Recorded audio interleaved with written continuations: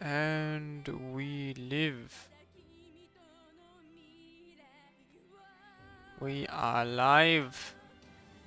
The stream lives. My child. We shall grace its existence upon the world. On the living. Hello everyone, welcome back to the stream. Now, yes, as I got Roland as he chats away for me.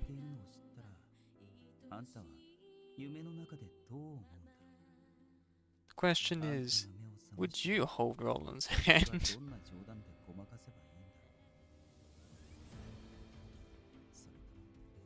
It's upon the world, on the living. Alrighty. Just need to post this on the tweets. Because I'm such a professional.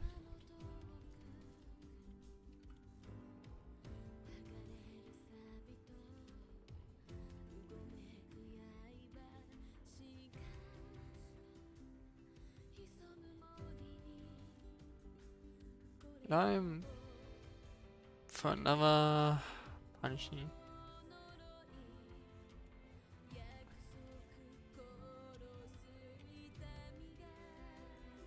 I guess I am a streamer.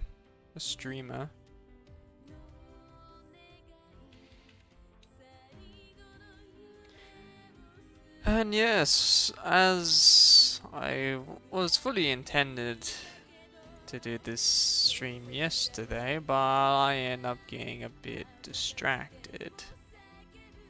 So, in my infinite wisdom, I am going to continue it again here today.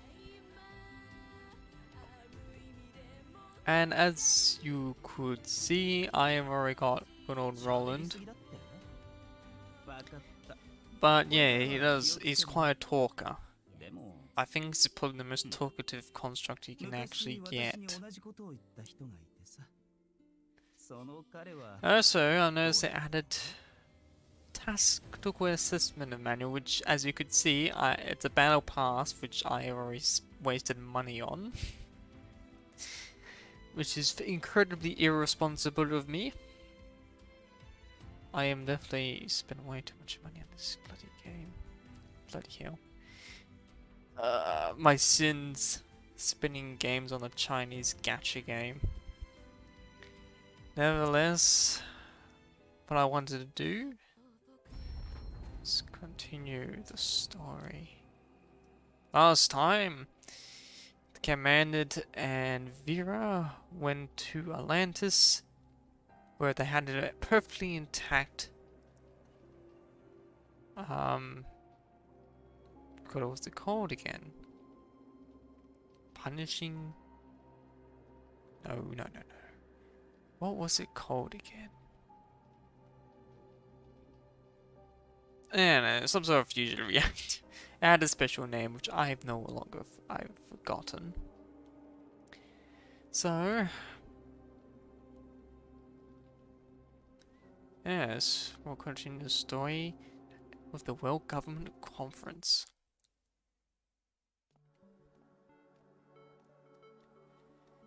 Well, it isn't this interesting. It's all the different departments in Gestalt.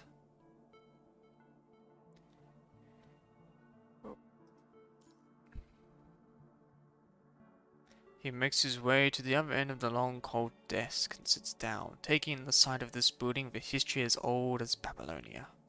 The huge conference hall is only filled by a few people, others are participating as holograms projected on the seats. The symbols of the judicial court, the executive court, the control court. The pillars supporting the dome, the whole, all recorded of history in the form of new...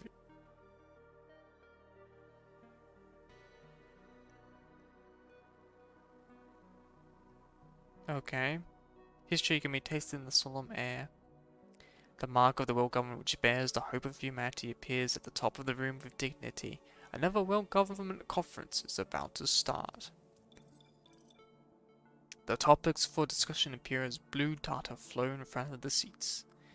From Operation Arcadia long ago to the recent battle commands against the Ascendants, are all included in the discussion topics. The councilmen all understand that the topics that appear in the World Government Summit all bear grave importance to the Babylonia or humanity. Each topic being a crucial point in the history of humanity, a pivotal decision that shapes the future of Babylonia, and all that sways the boat that is the history of humanity.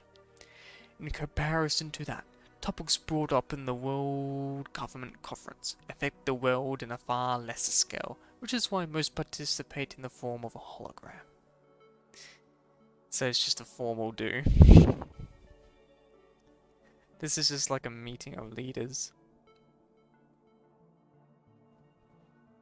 The lights of the dome flicker off one by one, enshrouding the space in darkness. It is as if the veil of ink has been deposited on the conference hall, blurring the lines of things. The dim space allows one to imagine themselves an isolated island among the vast universe of darkness. Right after that, bits of light begin to illuminate the place like stars. The stars' data projections that appear on the screen between the pillars color the universe. These stars are the voices of the people. Citizens of the world government upload their thoughts through their personal terminals, which then converge into huge data flow on Gestalt. Gestalt runs at full efficiency to extract important data from this flow and summarize them into a simple display to project the conference hall, allowing the councilmen to hear the voices of the people. Hasten stands wrapped in the light and announces the start of the conference. First on the agenda, recently, Adelic proposed amendments to a treaty signed in the past, demanding us to provide more helium-3. I would like to know your thoughts on this matter. 92% of people think that for the stability of humanity we should agree to our allies' demands if we have enough resources to spare. However, 7% think that the treaties are sacred. Agreeing to the amendments would diminish Babylonia's authority, and it appears once there would be a second time. They would just demand resources from us indefinitely, and we will lose the upper hand. But don't forget, it's thanks to Adelic that we are able to resume our ground logistics and trades for the conservation area. Those blood-sucking merchants are requesting to change the treaty now, precisely because they know that we'd just be walking into their trap. To summarize, the Control Court is not in favor of agreeing to Adelic's quest. Adelic is an ally that can be negotiated with, as long as the content is realistic, and there'll be another chance for discussion. A calm voice emits from behind the Control Court symbol, interrupting the two councilmen's squabble. The speaker is a grey-haired woman, one of the very few who were actually present in the conference hall. Time was mostly decorated her short hair with streaks of white, etched wrinkles on her face, but her sharp eyes remained determined. Those pair of eyes have witnessed countless storms in the history of humanity, and exactly all that she has endured allowed her to stay vigilant.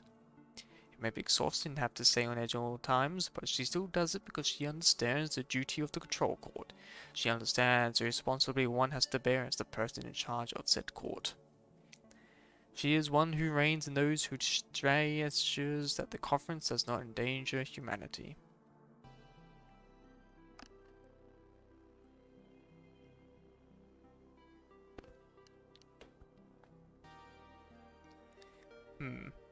To sustain a friendly relationship, so being able to maintain authority, voting regarding Congresswoman Hilda's proposal begins now. Asen presses the green button in front of him. The screen between the pillars shows a huge gauge panel. After a few seconds, Gestalt displays the result.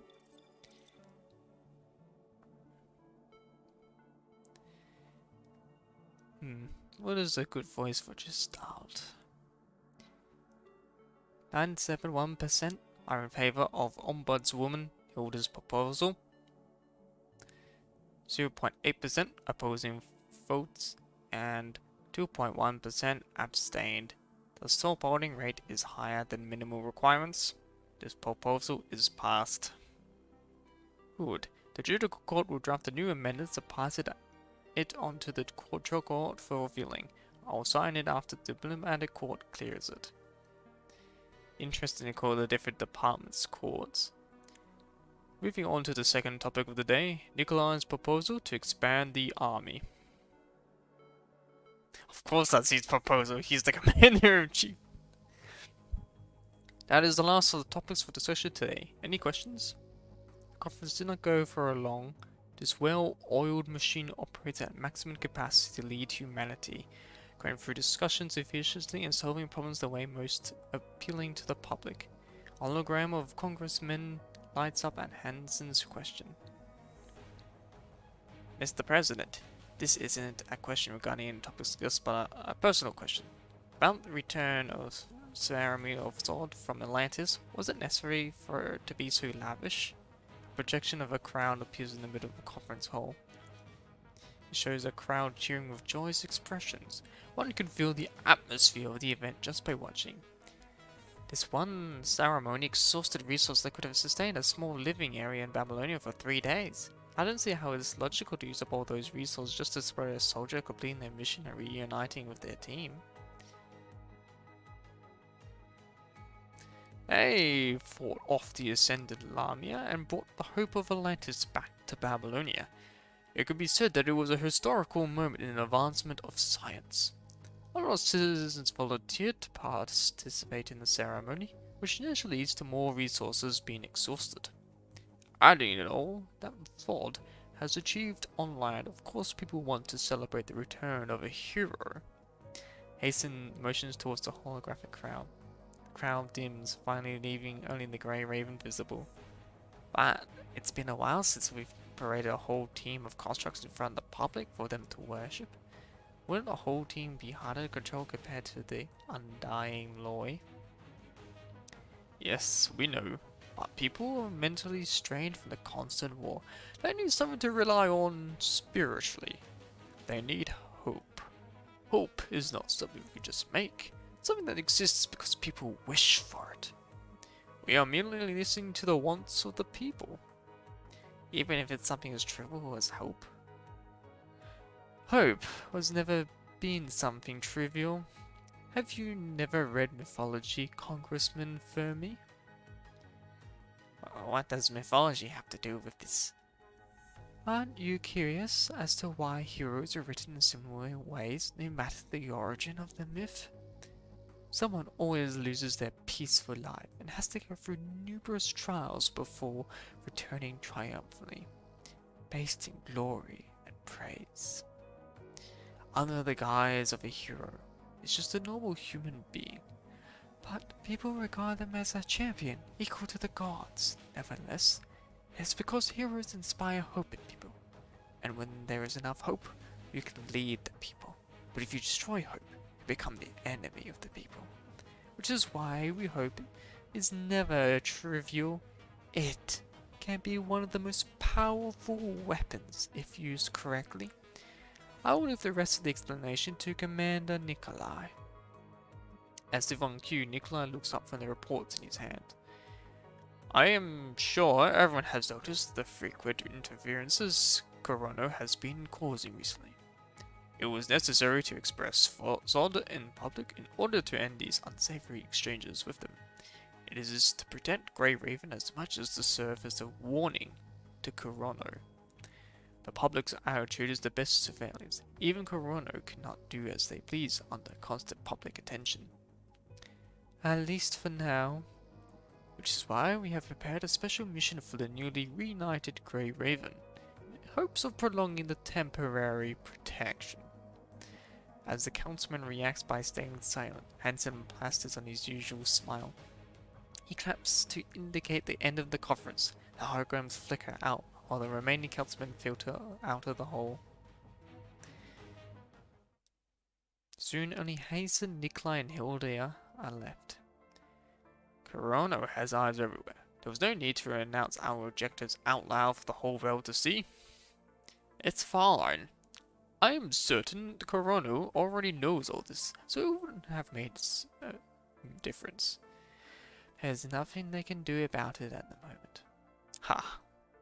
It's been a while since the three of us had a chat. Private interactions could lead to unfair judgment. As leader of the trial court, I have to refrain from private meetings with you to remain there. But there are exceptions, such as when discussing something as unique as what we are going to do now. Shall we get on with it then?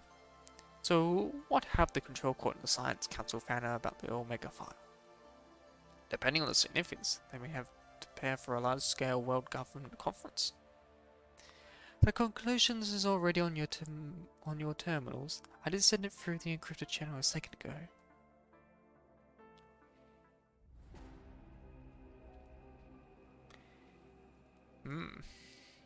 So the different departments of Babylonia are known as courts.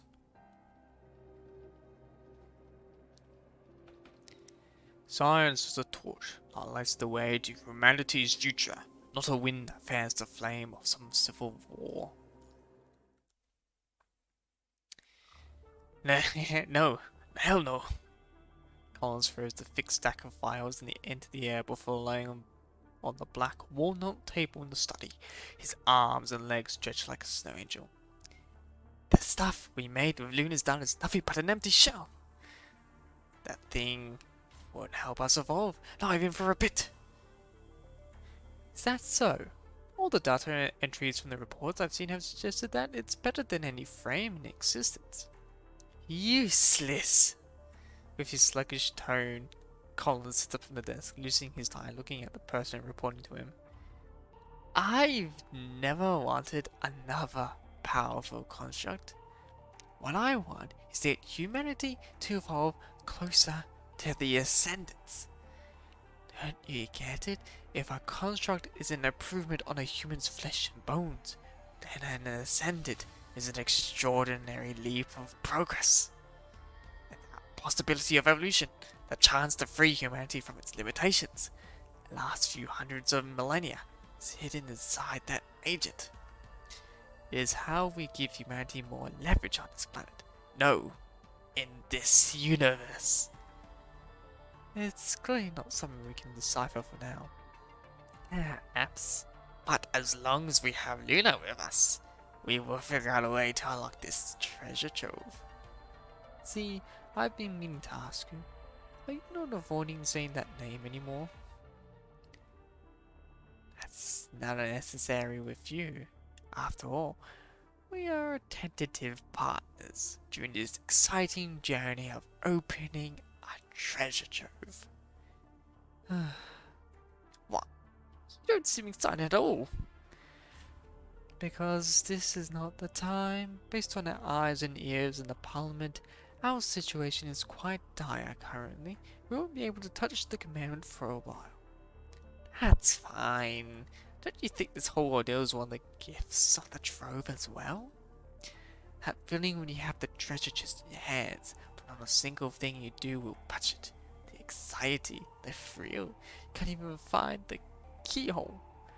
As if ants and insects are crawling and gnawing all over your body, or being engulfed by fire. Colin cries a dramatic tear, it gliding along his wrinkles, and the two hands covering his chest, leaving a wet mark on his dark-colored suit. It's a once-of-a-lifetime experience, I'm telling you. Because you know that the wait is worth it. You know that once you open that chest, you will get the riches that can topple the world. But we've lost the only one who can unlock that chest, and that key is being protected by the Parliament right now. And you don't look distressed at all. Ouch! How can you say that about me? I'm the one of those shepherds that care about their herd, after all.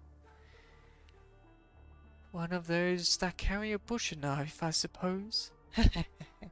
Regardless, charging into a herd of sheep this natural one is just gonna cause us trouble.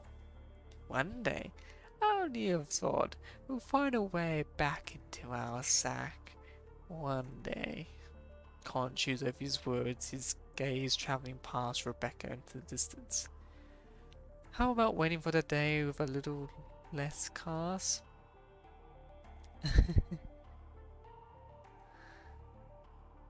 Of course. Collins takes his time to jump off the table, taking a bow in a way he thinks elegant, before heading to a compartment to sign. A few moments later, he steps out with a new suit that looks identical to his old one. Do you have only one style of suit? Or is that just cages of morality that humanity looks themselves in? Clothes are just cages of morality that humans love themselves in. so you're telling me he'd rather to be naked? He'd rather to be naked? Oh no. All it does is distinguish us from the monkeys in the zoos, make us look more civilized. Would you care about what your cage looks like? I can't agree with that. That's alright. I'm just expressing my opinions, not looking for approval. Anyone expresses themselves with their eyes, their actions, and their posture as long as they live. I simply express myself with words. How about you? What do you think? What do I think about what? This floating treasure the Parliament is hiding? I'm still not sure what it is, but thanks to what you did, the Parliament has retrieved quite a number of things. Ooh, loots. Collins closes his eyes, his finger gently tapping his temple. How dare you, Nicky! Now even more eager to see what you will reap. Oh, the anticipation. I will leave it up to you, our dear socialite. The time will collect the fruit of their labor. Everything is at your disposal. Nothing is off the table. I'll wait for your good news. Colin laughs as he pushes open the door and walks away, leaving Rebecca alone in the study. She takes a look at the terminal Collins have left on the desk. The monitor keeps flickering as it refreshes the different confidential journals the Science Council has submitted to the Parliament. Seriously? He's still the same after all these years? Shaking her head, Rebecca grabs the terminal from the desk and departs his opulent room.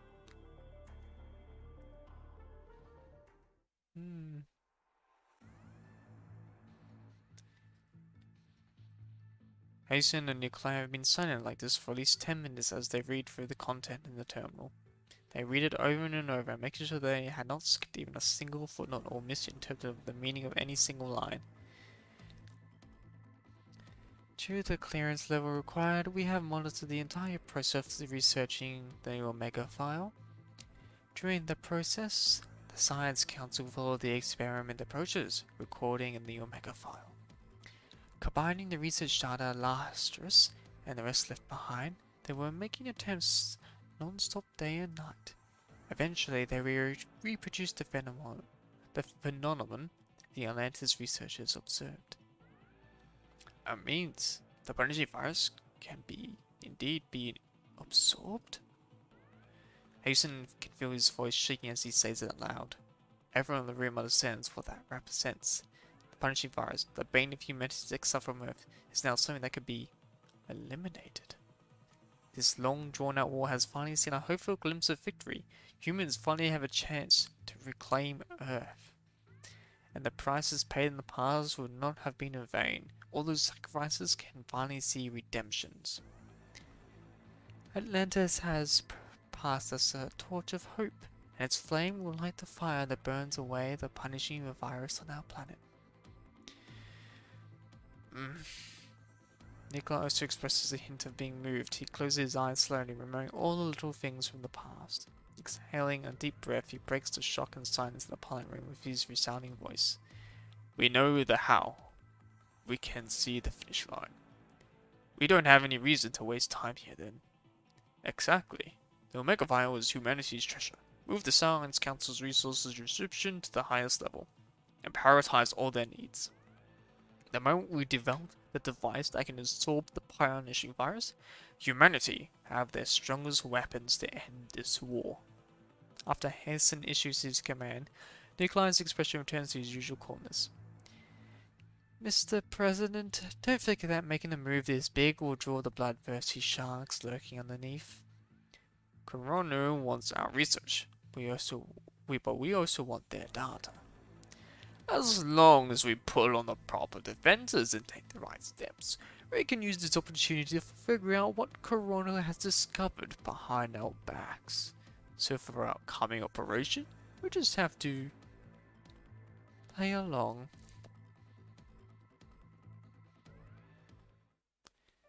That's about it. The details have been sent to your terminal. I'm sorry to get you involved in our conflict with the extra requests. That's fine. I just have to make some adjustments to the encryption protocol, and you have what you need. The coordinates of the Omega file will now change every millisecond, and the data recorded inside is encrypted every minute. With all these encryptions overlapping each other, Corona would have to decrypt tens of thousands of times just a day if they want to learn anything from it. If they do decrypt it, the virus I planted inside will trigger and data the Corona network will be sent to a set of data chips of my end. Asimov speaks fast, but he codes even faster. A series of coding commands appears on the monitor soon before he eventually presses the enter key for force. You've got what you need. Asimov was not subtitled when he speaks. To him, nothing can interrupt his research on the Omega file now. But in order to progress on the actual application of the Omega file, we need more punishing virus samples to study. I see. Knowing the enemy is on our way to make sure we don't miss anything. Apart from known corrupted ascendants, we also need data from the hetero creatures and hetero hive mother. Given the polyphage is beyond salvaging, the hetero hive mother remains we got from the sewage are far from enough. Those remains have all been transferred to the Science Council. I'm afraid we can't give you more. If we don't have it, we just find it. Hilda waves the miniature terminal in her hand. This is the terminal Asimov sent to the control cord. Allow me to explain the rest. It records the abnormal data captured by the info device from the Glory Fame. During the investigation, the Science Council determined that this abnormal punishing virus overload stemmed from the fight between Chrome and the Hive Mother. During the fight, the Hive Mother maintained a faint connection with an entity beyond the sewage system. That connection was the reason Chrome's info device overloaded when it shouldn't have. A similar connection has existed before between the polyphage and the Petrogotat Queen. Damaging one affects the other, and the wounded side will send out an alert to the surviving side in a way to accumulate experience, like a defensive mechanism a tribe develops to make sure of its survival. To do what means the hetero creatures have evolved to a fairly high level of intelligence. The abnormal behavior of Chrome's info device gives us data to support that idea. There may be more than one hetero hive mother, or frankly put, having multiple bodies is a shared characteristic of all hetero creatures. The punishing virus emulates Earth's ecosystem to establish its own tree of life. Every branch, every leaf on that tree represents the same hetero creature species at different levels of evolution. The task forces indeed monitored in their recorded that Vonnegut said that hetero hive was just a test subject. Then we can deduce that there is a completed, almost evolved hetero hive out there, and it's hidden somewhere on the surface. I see. We send our forces to search for data on that advanced subject. That's a pretty good picture of the capital. Of the parliament. Hasten waves his hand, and the image of Babylonia hangar appears in the middle of the parliament. A massive number of task forces have already gathered before the hangar, all prepared to march for Earth beyond the conversation. before the conversation in the Parliament even started, ready to send their blades across the enemy's throats. Right now, all they are waiting for is an order to turn the safety off. That order is in the hands of the Parliament, locked and loaded. Asimov understands that this is the Parliament showing how much they value their Omega-file. He turns his gaze away from the projection, only to notice the pig-head construct in the scene. She stands on the stage, observing the constructs carried before the hangar, and compared them with names on the list in her hand. The icon of the art control cord on her body established her identity and the role she was there. As the scene of the hangar is recorded and projected to the Parliament Hall, this smiling pink-haired construct looks directly at the camera. Isn't that the merciful one?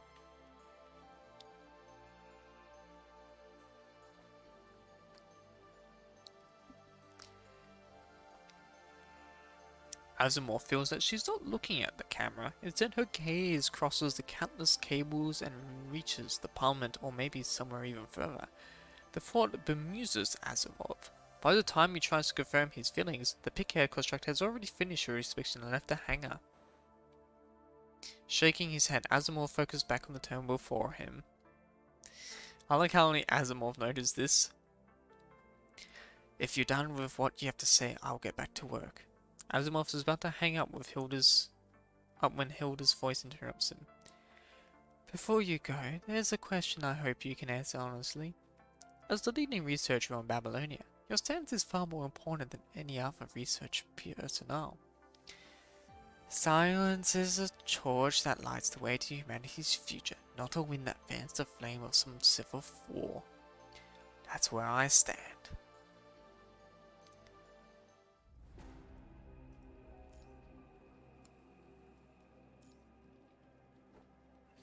Yeah, the story. Babylonia's artificial sun has set for now. Apart from some soldiers on patrol and the lively crowd in the markets, most people have fallen asleep. As for you, you are sitting in front of the desk inside the Grey Raven break room, going over the recent mission logs. The logs have been arranged from left to right, chronologically by Liv. Your finger flips over a page and another memory is reawakened in your mind. Sitting on the transport craft, returning from Atlantis, you receive President Hasten's encrypted transmission. All of a sudden. First of all, congratulations on completing this confidential special ops, Grey Raven. Grey Raven can finally take rest in the coming days. Rest? I'm finally gonna get rest. I haven't had rest for the past month. That's right. You must be able to tell from reuniting with your team that Corona's control over Grey Raven has been dismantled by us. We have proven yourselves with your actions, and it's only fair that we reward you with more than just empty words and congratulations. When you're back on Babylonia, we'll host the grandest welcome ceremony for you.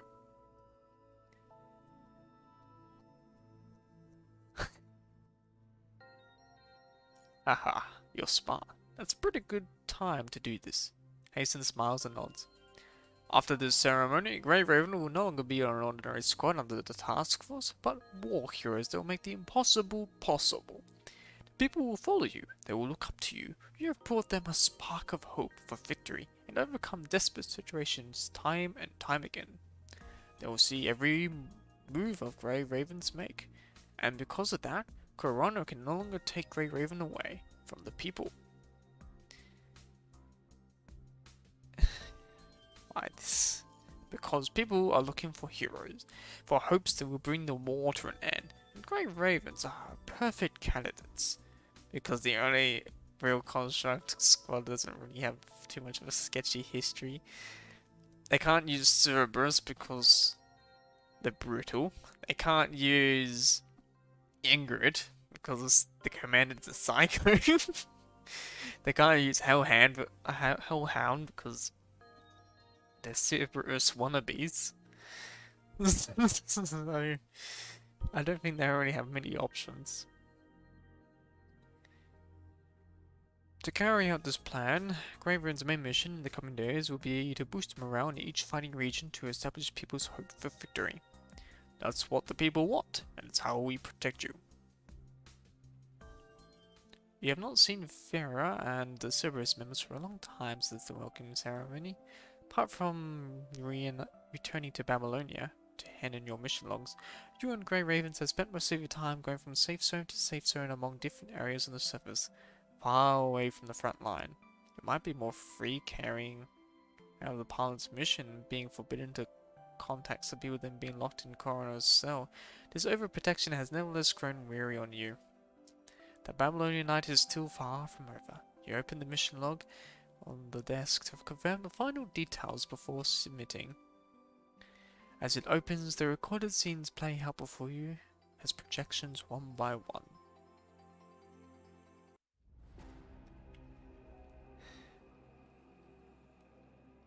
The unidentified twins.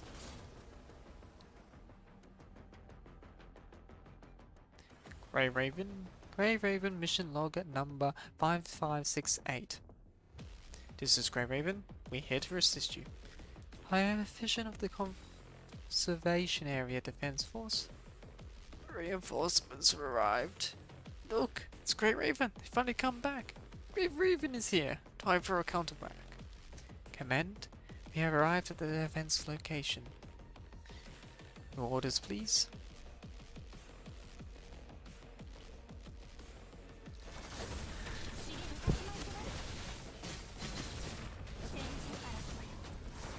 Smash.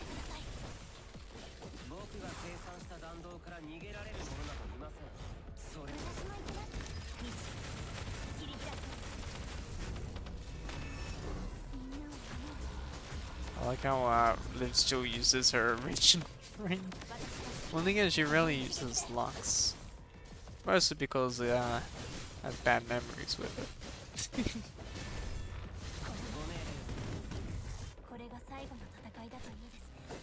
That was chill. At least she's just beautiful. The moon is hanging high above the city by the time your works support the conversation. The conservation. It's not conversation, it's conservation. Get it right, brain. Area's over. The defensive artillery runs silently at the city outskirt. Oh, the defensive artillery runs silently at the city outskirt. I would have said the defensive artillery went silent at the city outskirt. It's just a bit of nitpicking for me. It's just... I understand the meaning is the worst flow. Building repairs inside the conversation. That is conversation.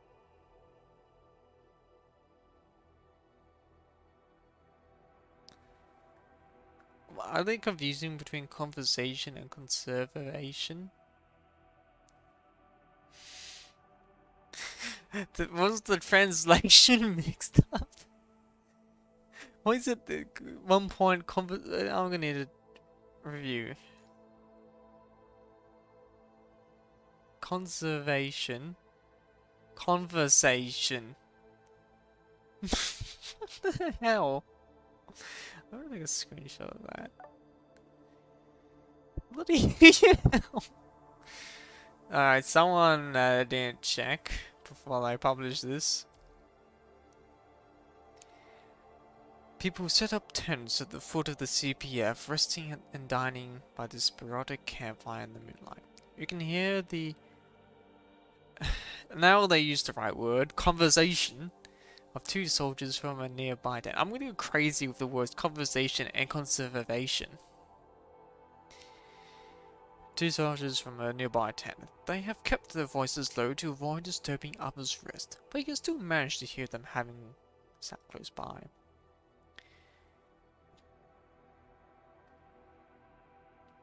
Why aren't you sleeping? Can't sleep. Something on your mind?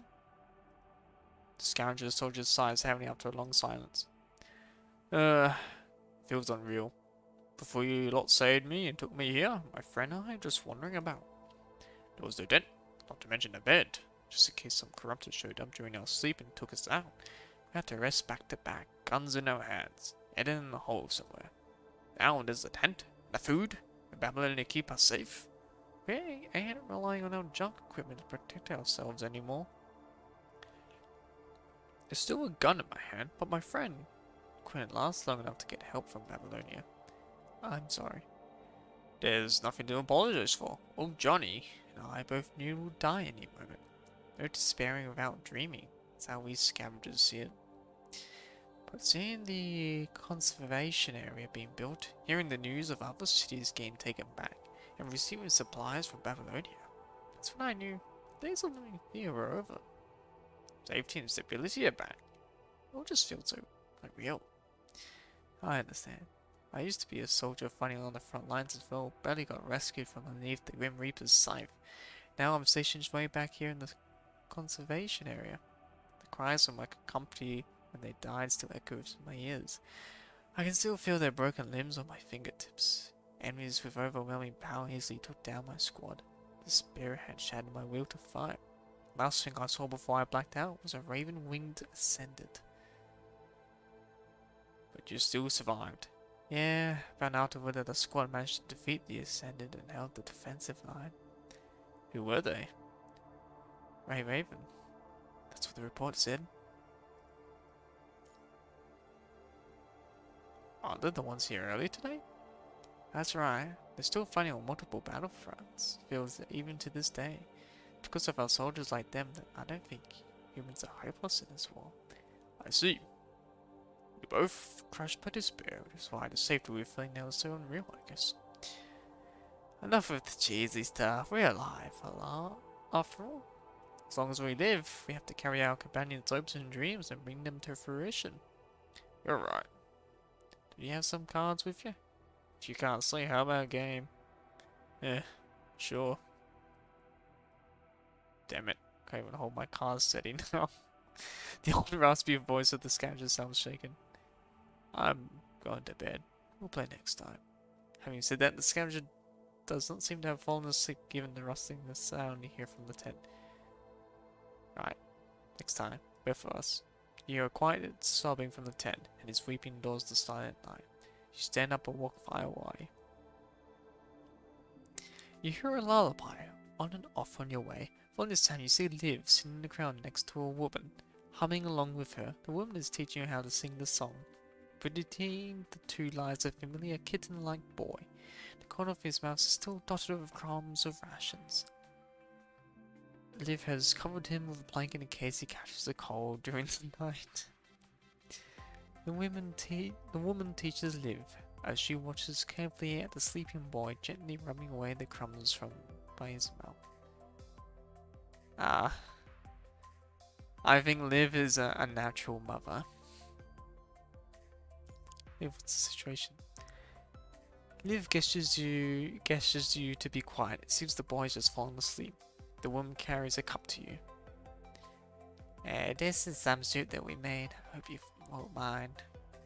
You find into the yellow tinted broth inside. Before them is a pot with barley.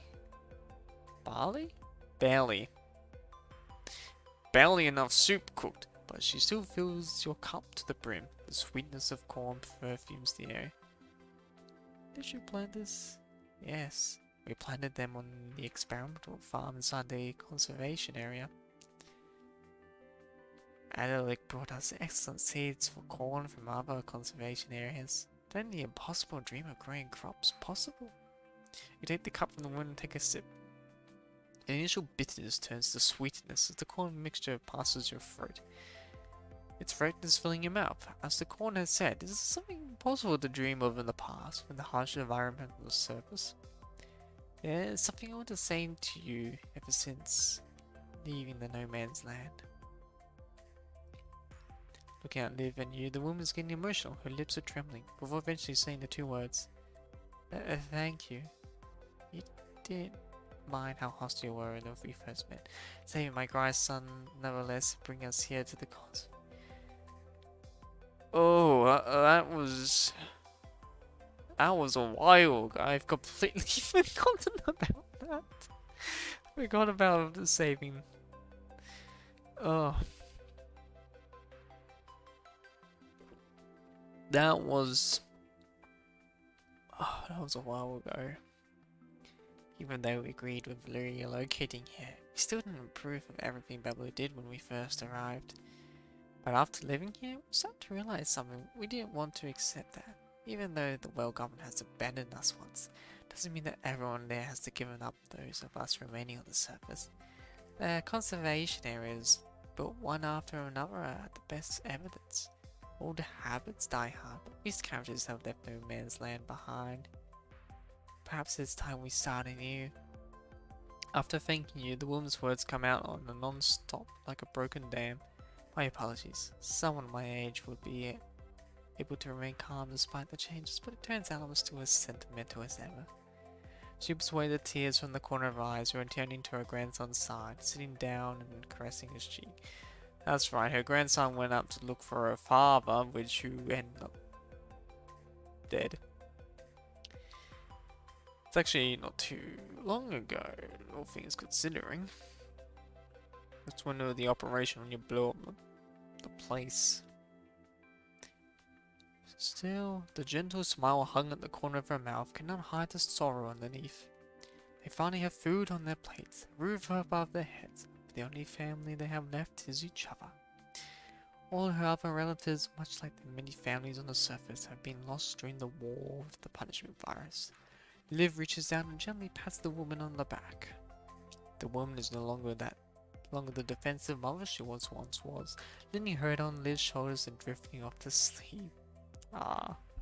Seeing the woman and child by her side, Liv looks at you and nods, indicating that you can leave this area to her. Temperature begins to increase as night continues. People gather in their tents and groups, sounding asleep, accompanied by the moonlight and the lullaby. It is midnight by the time you confirm all the recent machine logs.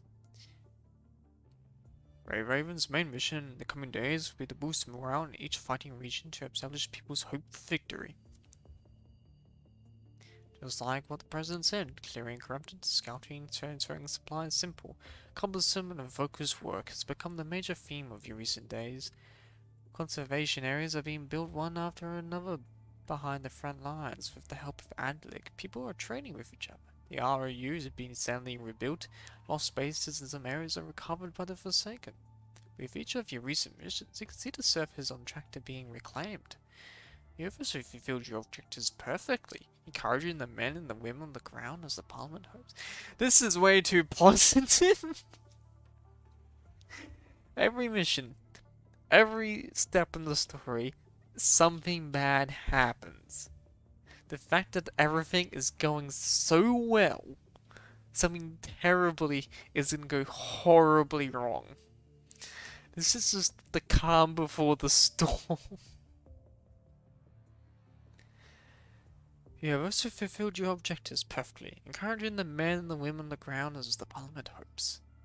Yeah, I found out afterward that the squad managed to defeat the Senate and held the defensive line.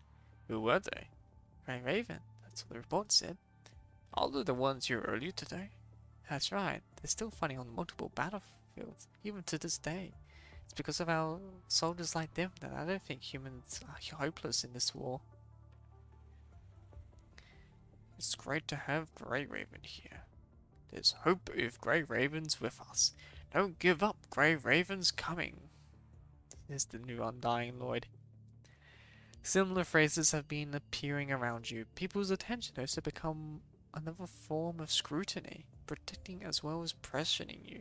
The mission logs before you are both approvals and bounds of the Grey Raven. Commandant, still awake? Just signing off the recent logs. Lucia, Liv, and Lee step inside the room one by one, interrupting your spiraling thoughts. That's the triple L. I like how they all start with L. Lucia, Liv, and Lee. Liv walks to the steaming teacup. Ah, good old Liv. Thanks. You take the cup from her, its warmth casts away the coldness on your fingertips after having swept through the mission logs. Commanded, the pressure must have been building up inside you. What are you thinking? Talk to us about it.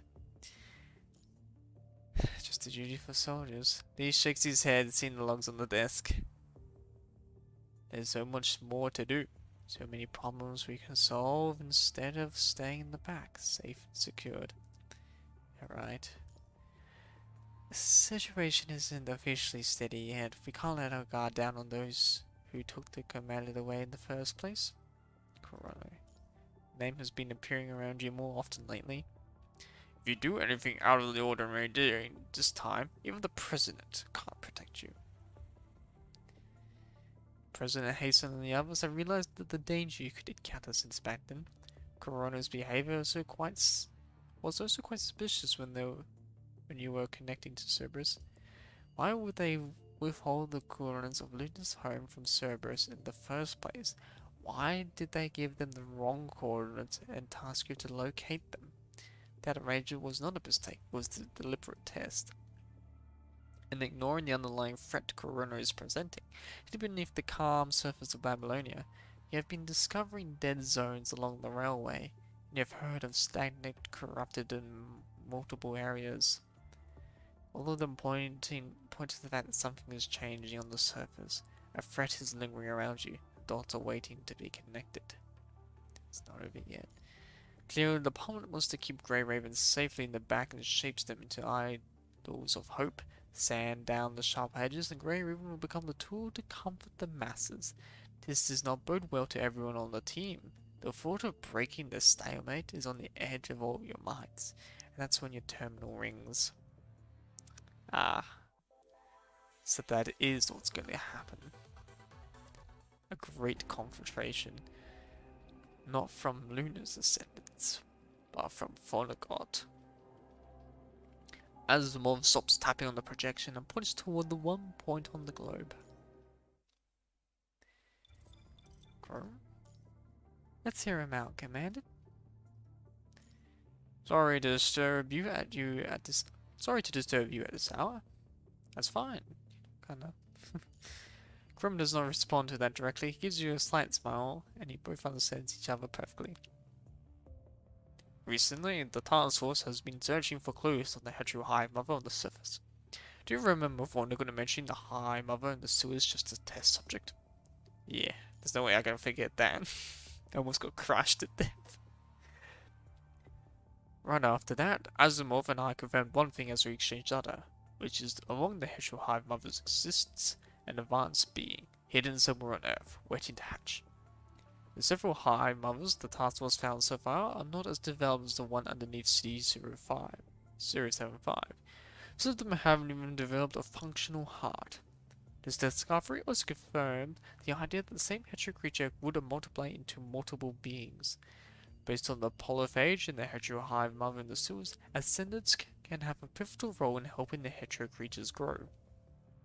That undiscovered advanced subject was Vonnegut's aiding its growth, so its level of completion must be second to one, which makes locating it a time-sensitive task. There are 3 reasons I'm looking for you now. First, specialized frame. Indeed, we've defeated the hetero hive mother from my glory frame, which means Lucia, with her specialized frame, is also capable of defeating the same enemy type. Second, Punishy virus overloading. That's right. Since the Hive Mother will overload inver devices with the Punishy virus, we require a commander on the scale to stabilize the constructs to prevent infection. And the ones who has multiple experience finding ascendants and powerful hetero creatures, as well as having connected to the corrupted by who shall, without being infected, is the perfect candidate. I mean, the commander of Grey Raven has quite a resume now. So you know about what happened in City 075? Yes, I do. I took advantage of my father's position to gather some information. Very blunt of you, Chrome.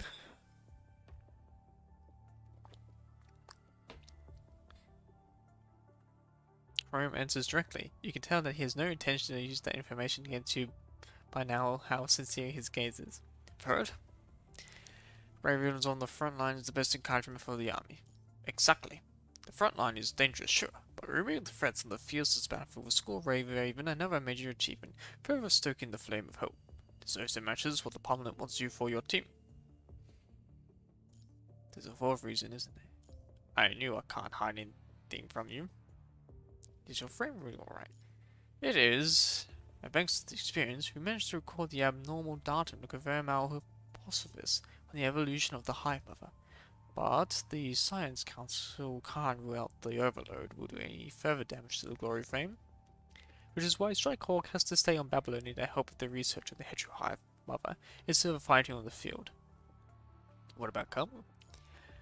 Ah, a Kamu who works alone away from Strikehawk is deemed too dangerous by others, and given his uniqueness, he will be staying with us and assisting the Science Council on their research.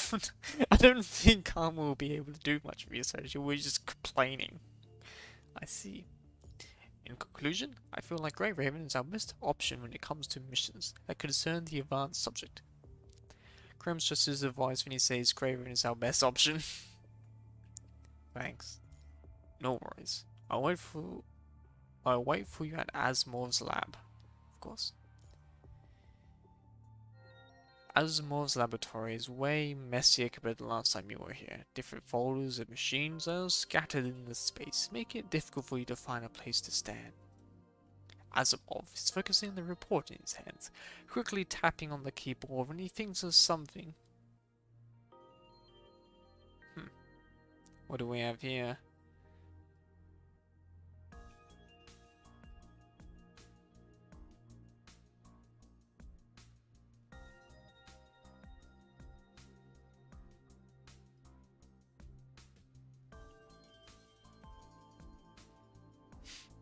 I'm not gonna have some sort of a scammer. Girls 69XYZ. Think of something a bit original. Play bots.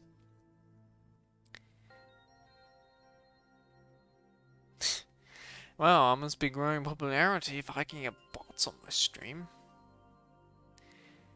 Asimov is focused on the report in his hands, quickly tapping on the keyboard when he thinks of something before returning to the papers. A researcher is standing by his side, looking at Chrome nearby the door. Please come in. Chrome and thought. Turn left 30 degrees, take 2 steps forward. This is the area Mr. Assel's provided you to stand. Where are the others? They left after delivering the reports. You two are the last ones. First, allow me to explain the current situation on behalf of Mr. Asimov once again. The Science Council's current research requires a large amount of punishing virus samples. With sufficient samples, the research process can advance by 40%. But not any samples. The higher the strength of the sample, the more accurate the data it provides. Among corrupted hetero creatures and ascendants, hetero creatures are best suited to study, given that it evolves from the punishing virus itself. Among the hetero creatures, highly developed entities like the polyphage, siren, and hetero hive are all the most ideal samples. Chrome has told you about the advanced hetero hive mother. Currently, we have discovered and destroyed several hive mothers that develop naturally, but their completion rate cannot compare to the one found in the sewers. So we hypothesize that the hydro hive mother aided by Vonnegut is most likely the purest being made with the punishing virus. Now let's exchange information to locate the advanced subject out there. The research floats across the air before him, and a large projection over appears in the middle of the laboratory. Chrome reaches out and touches a spot on the globe, asking, "This is where the sewers underneath City 075 are." There are 2 known factors: the data of Luna at her prime, recorded by Ouroboros, and the time difference between Strikehawk's first retrieve from the sewers and our second return when we ran into Vonnegut. If Vonnegut had moved outside during this time frame, the furthest we could have travelled, given these 2 factors, would be within this area. Chrome draws a circle on the globe as he says that. Although we cannot guarantee that he had left for where the advanced subject was, but if... Chrome pauses for a second, hesitating before he continues. If I were him, I would go to confirm the state of the whole hive mother during this period of time. Although this is only my subjective estimation, we cannot ignore the faintest possibility.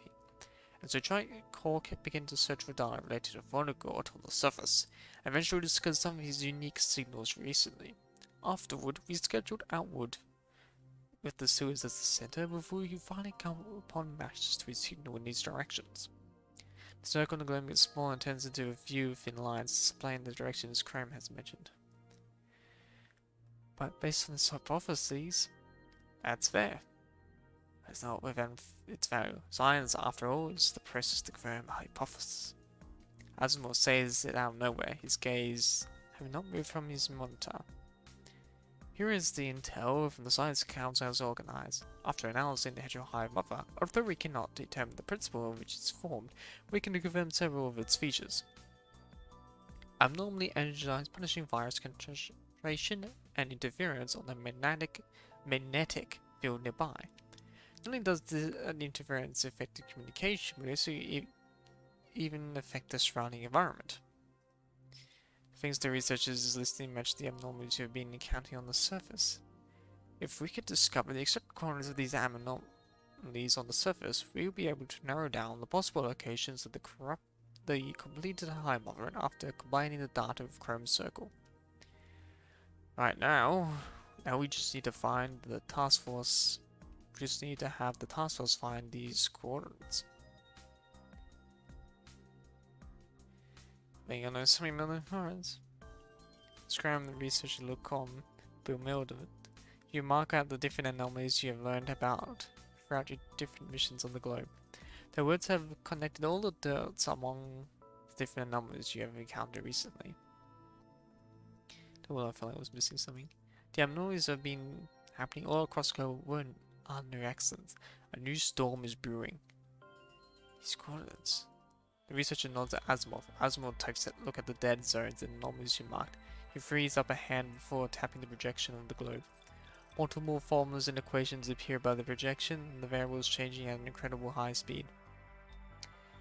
The time difference, the movement speed, the latitude and longitude difference from the railway, the consumption of helium-3, the average speed of the internal engine, and the area of the different dead zones can be calculated. You put the coordinates of the areas of the anomalies into the function to calculate. Then combine the result with the angle where falling might have been. A conclusion not one of you can come to alone. Then, while you're working together, all of your clues converge into one single point through Asimov's formula. This is the advanced subject could be. Asimov stops tapping the projection and points toward one point in the globe.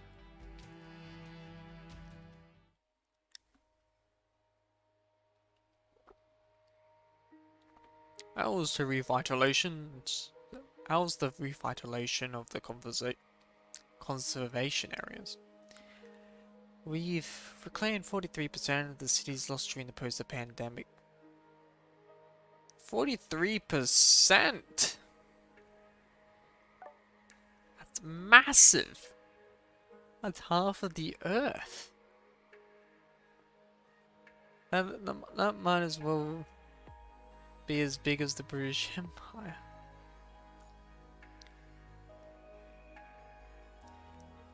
"43% of the cities lost during the post-pandemic age. The engineering force has been restoring them in batches recently."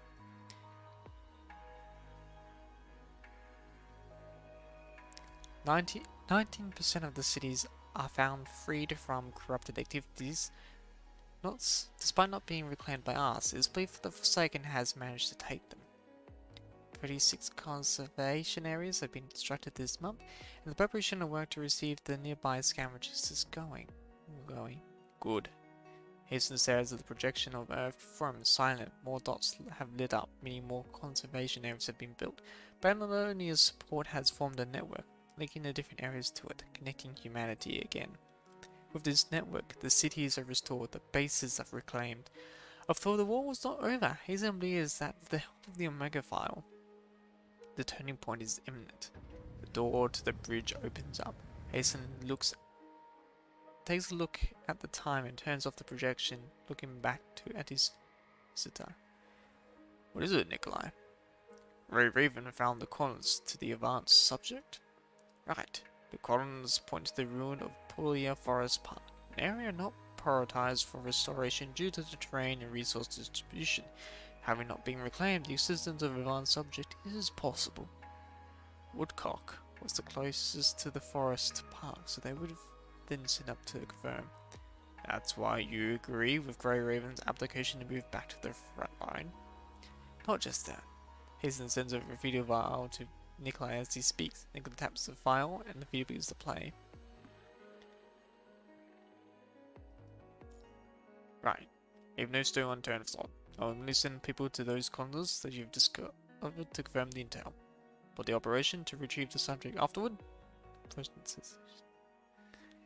discovering the corners is only the first step. Even if they do locate the abandoned subject there, defeating it and collecting them was still a problem. So you and Kramer agree that Graven used to be there during the operation.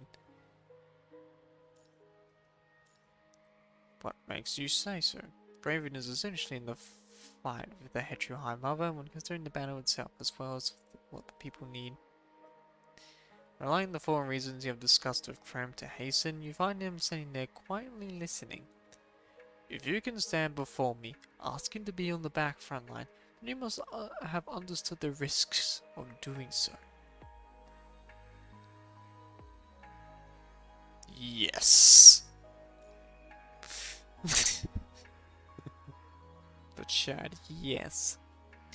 Indeed. Right now, Grave Raven is crucial to defeating the Hetero High Mother.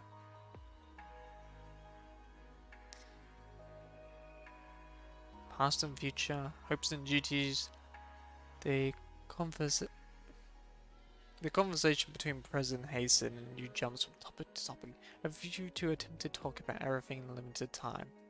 Your ideals clash on the bridge as your souls resonate in the universe.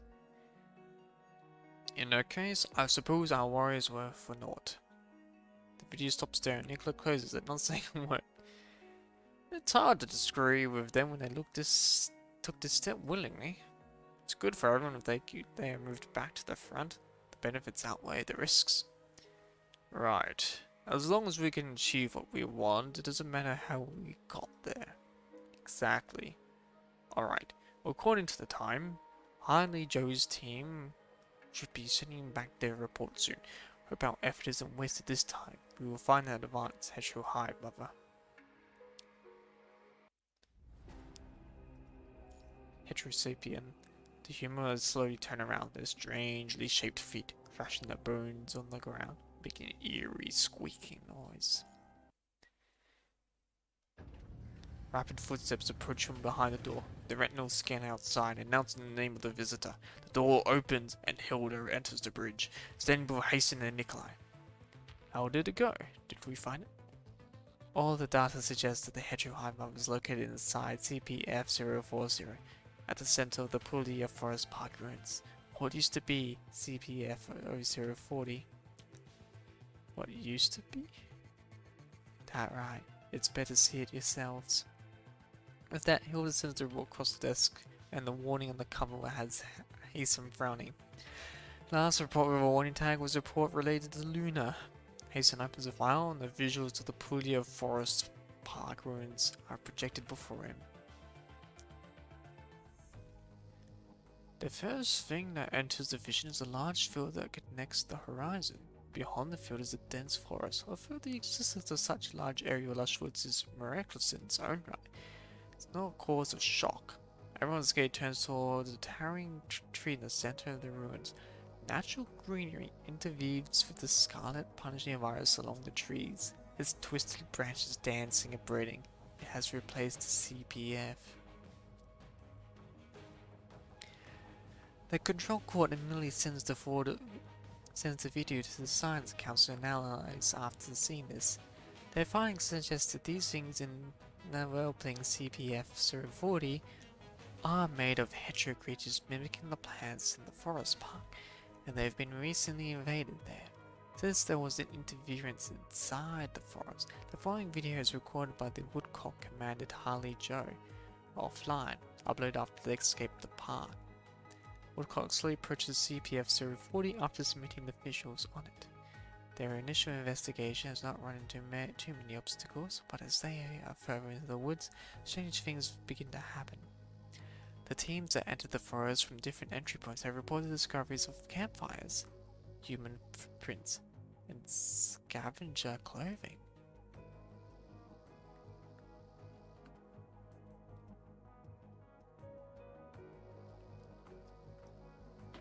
That's Why would scavengers appear near a CP after it's not reclaimed? We don't know yet. We found human activities inside the forest park, but some of which are fairly new. There was a group of scavengers who entered the park recently before it was invaded by a hetero hive mother. But that's not our key problem. Following the tracks of human activities, several figures covered in scavenger caves appear before the squad. This is definitely a very cocky command. This area is dangerous. Please stay where you are. We're coming to get you out of here. The woodcock commanded, shouts at the figures, but they do not respond. The constructs next to him take a look at each other and they raise their weapons and cautiously push the figures. Only when the constructs arrive before the figures they realize the truth. Those are not humans, that they have discovered but humanoid monsters. Rather than being worn, their capes are just loosely hung on the humanoids' withered bodies.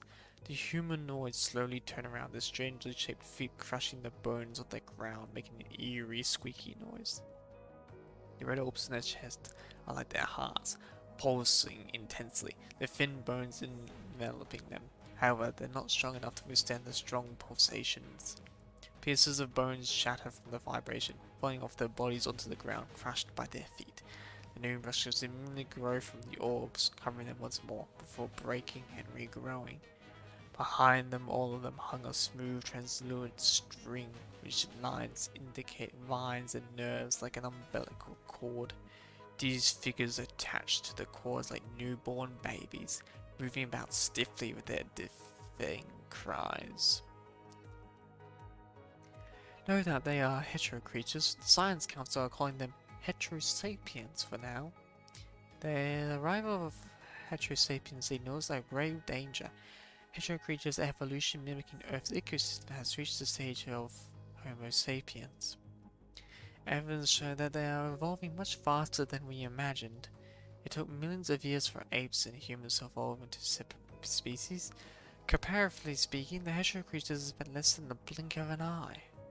Our enemies have turned from beasts to humanoids in a flash. What will they become next? That is a horrifying but honest question.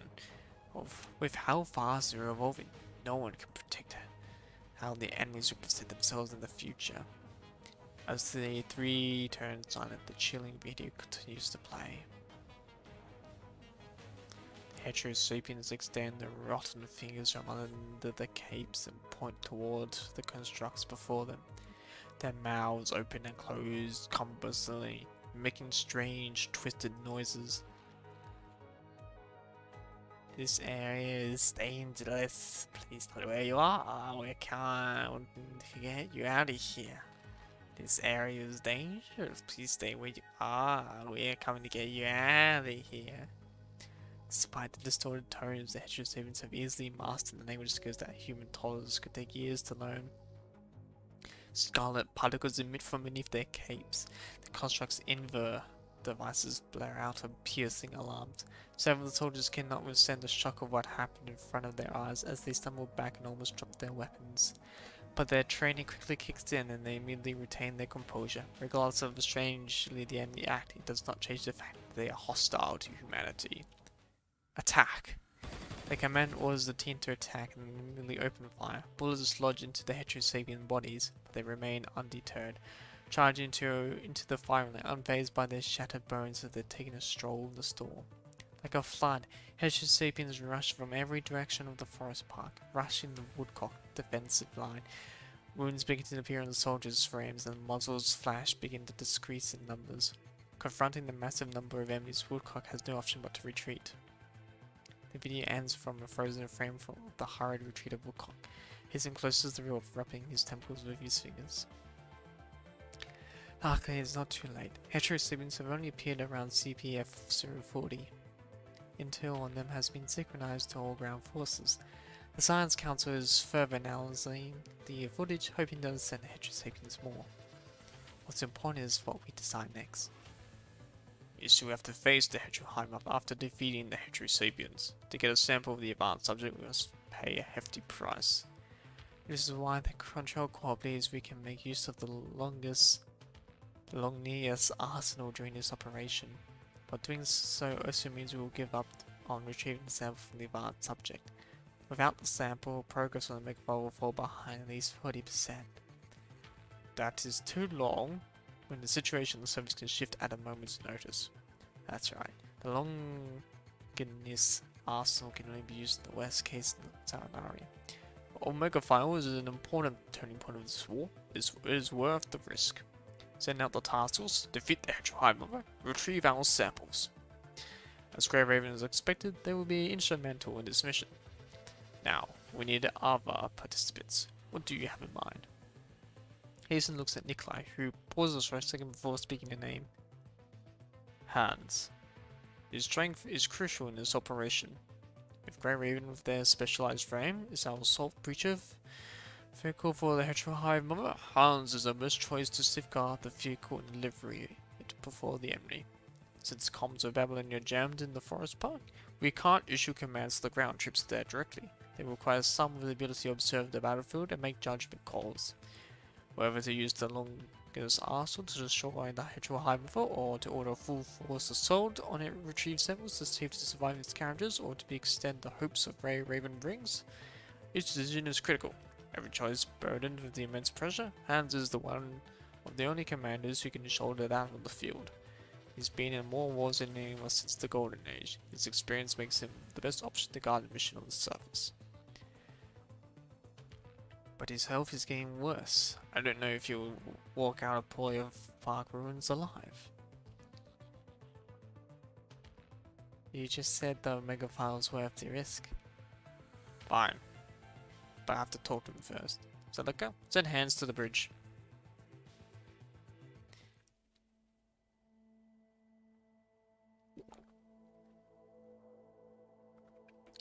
Han appears on the bridge, standing tall, straight and tall. His conversation with Hansen lasts mere minutes, but it feels like ages have passed. As though a conversation comes to an end, everyone in the room falls quiet. Han salutes and breaks the silence. Whatever it takes. Even your life. A soldier's life is humanity's leverage. To be utilized to my fullest is my ultimate wish. Hans' gaze is resolute, undaunted by Hansen's questions. Alright, Babylonia's forces are at your disposal. I will give you some time to come up with a list. You confirm it with Nikolai and Hilda later. What is Grey Raven doing as the critical team of this operation?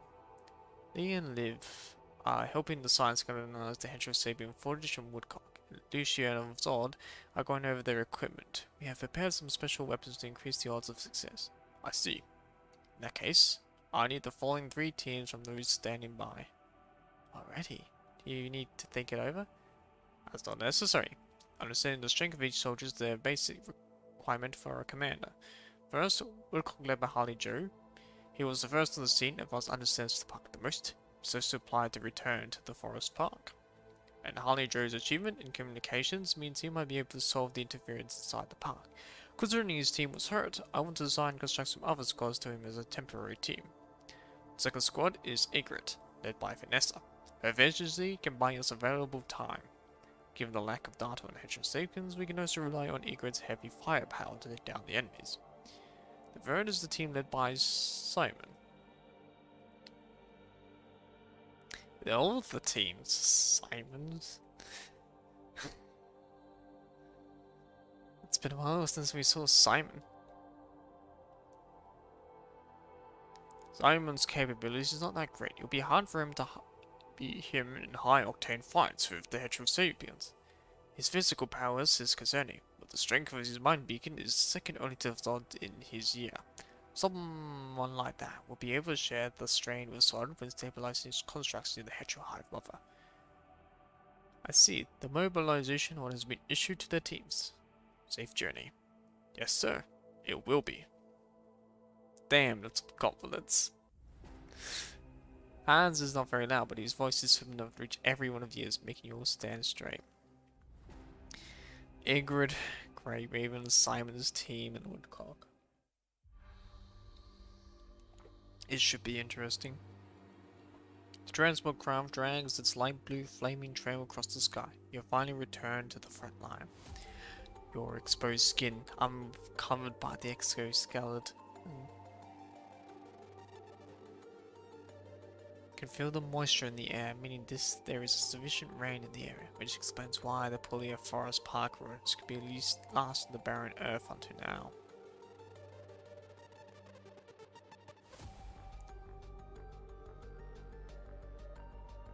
There is no time to rest after the transport craft lands. Orders are issued to gather everyone together.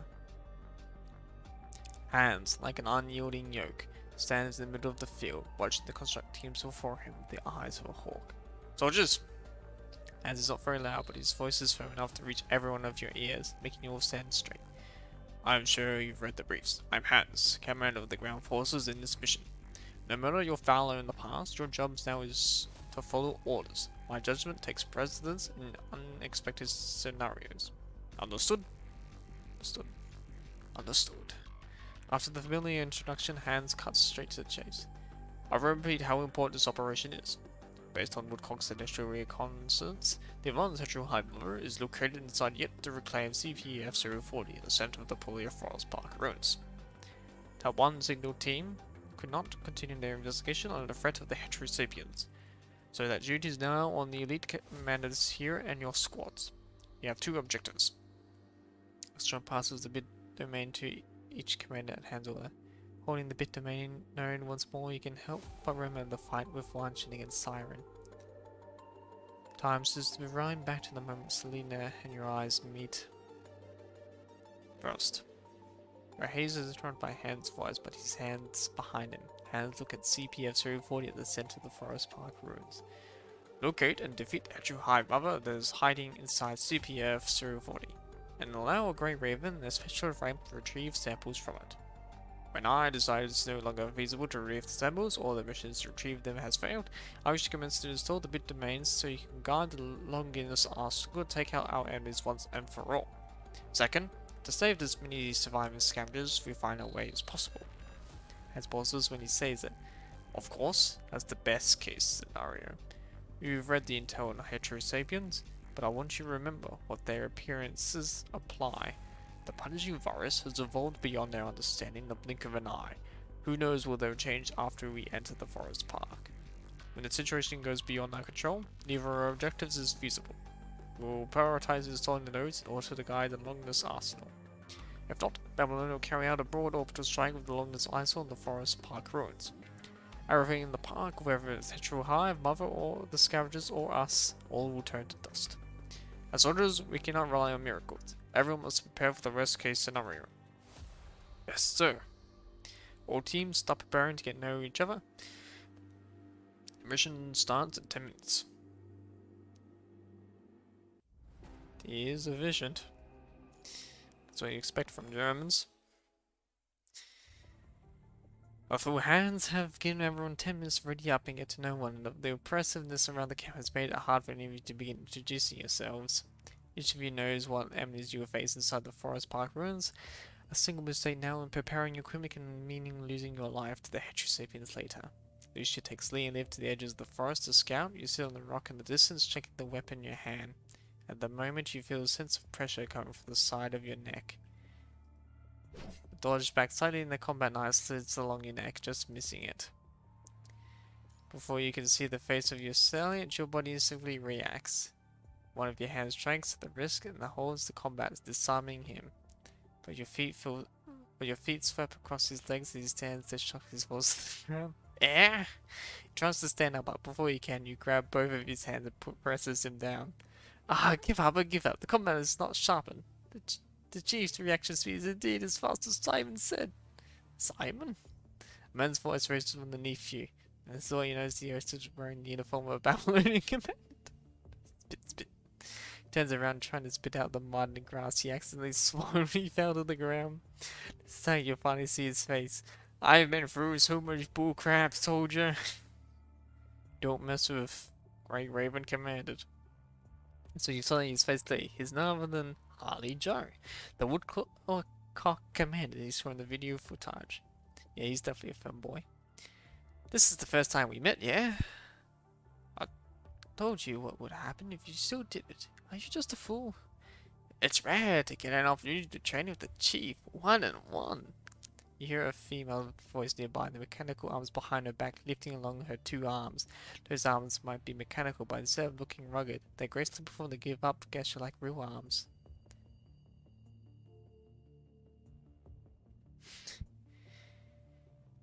I give up.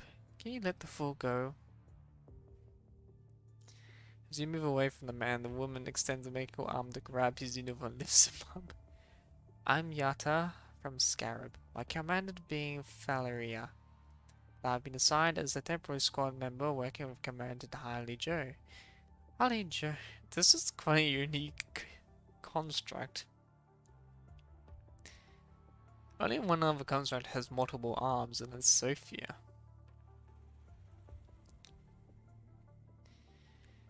Harley Joe is the name of this fool. Yata points at him as she speaks, and Harley Joe grins brightly. Come on, can you say my name right?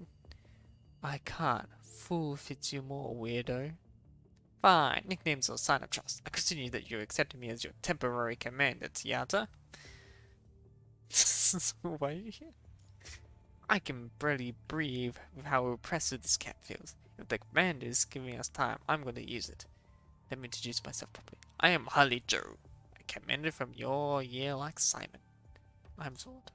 Yeah, I know. Simon doesn't stop talking about you.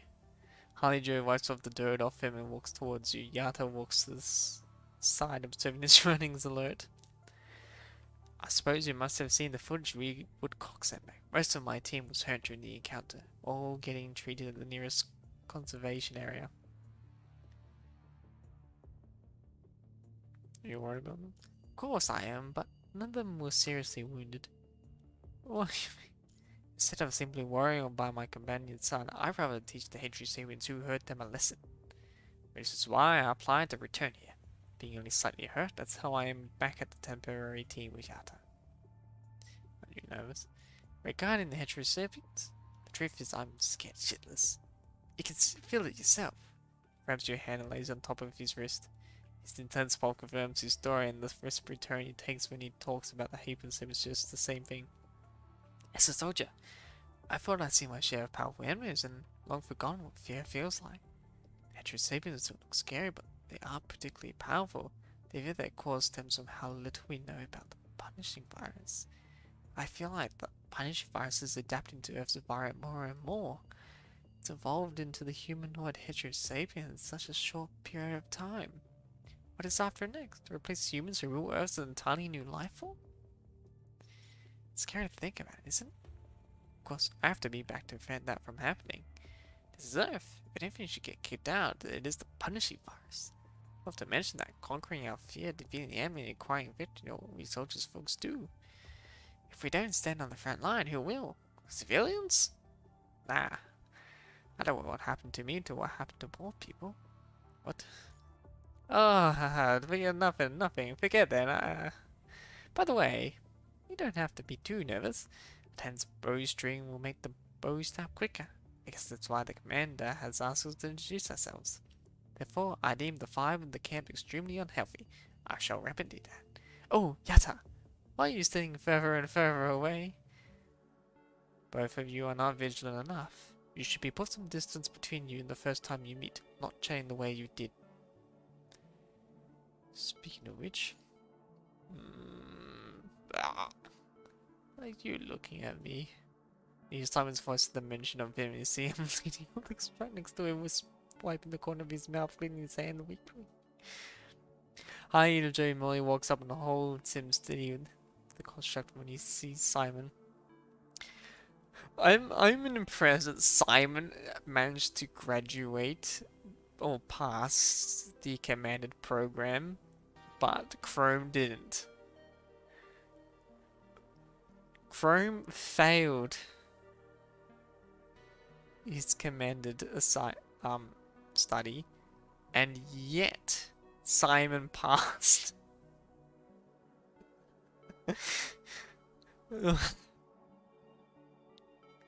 Oh, Chrome probably looks at some commanders like, how did you pass? I worked my butt off for it, and how did you pass? Ah, Simon, are you okay? I was still used to the transport car.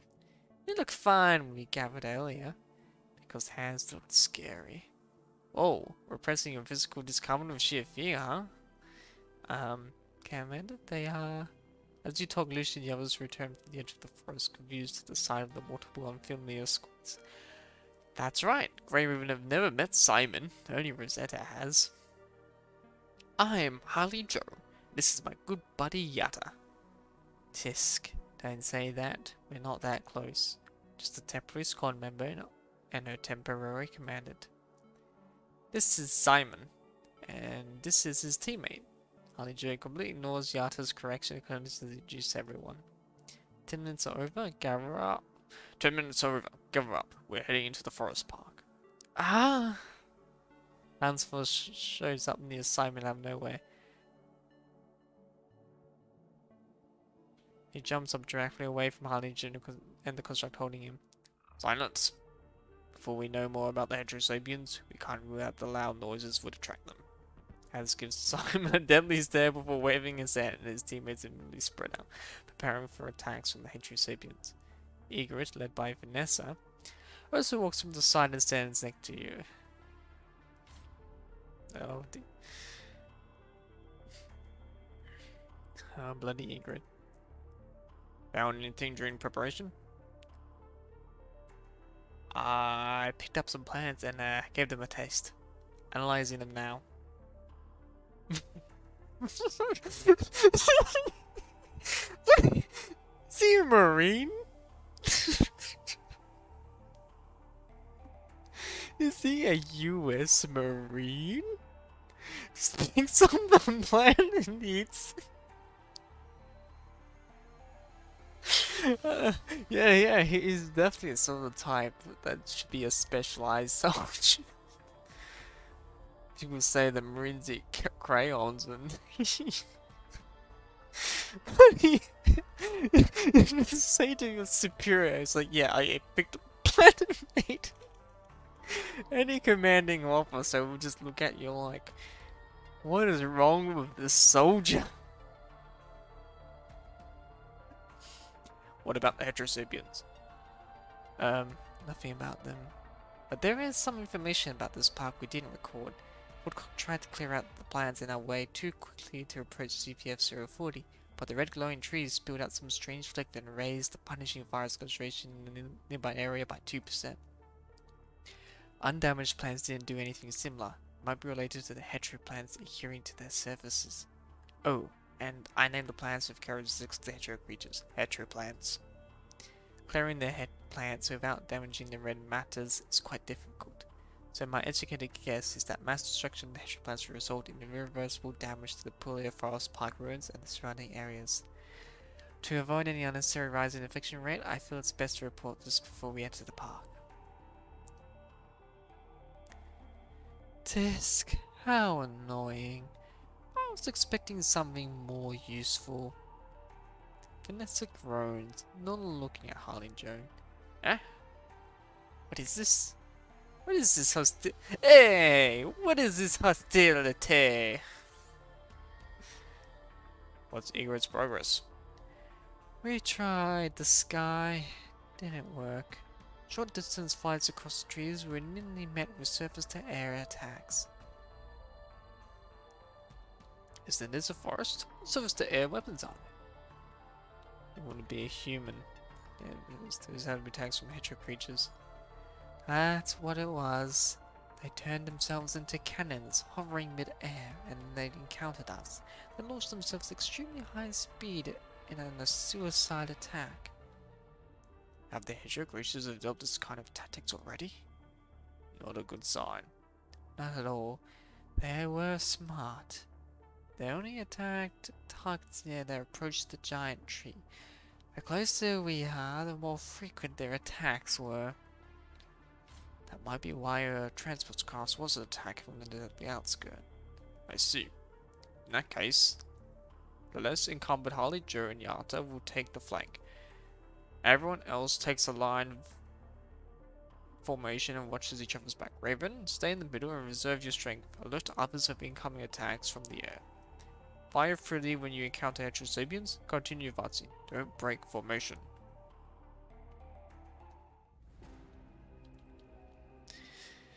Here we go. Our first official military operation. Well, we're going to destroy them.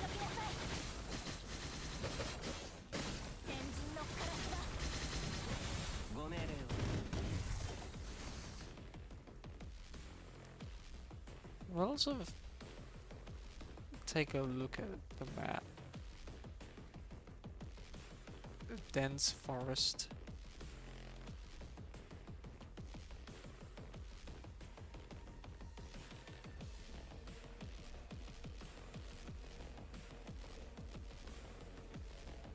The punishing crystals. Interesting how it fits the mechanical and the biological.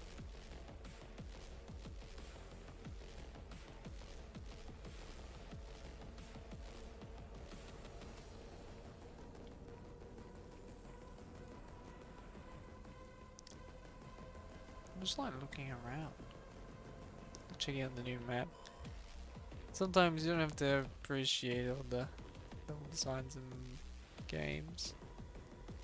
Sometimes it's nice to look around the development Punching Grey even has had over the years.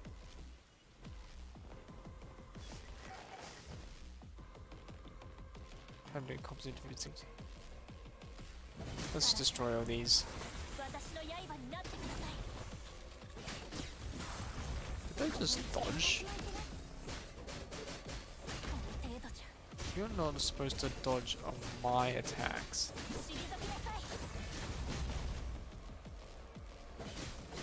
I did not pay attention to that attack. Oh. So left alone they will grow more powerful. Wait, why is... I don't know much time to read them.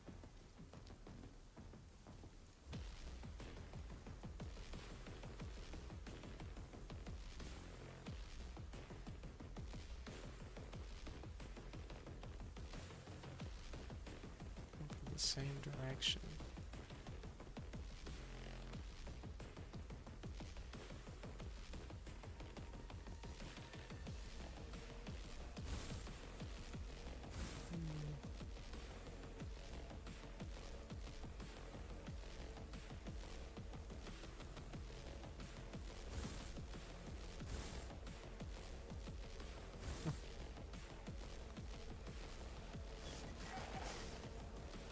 Supposed to record the entire battle.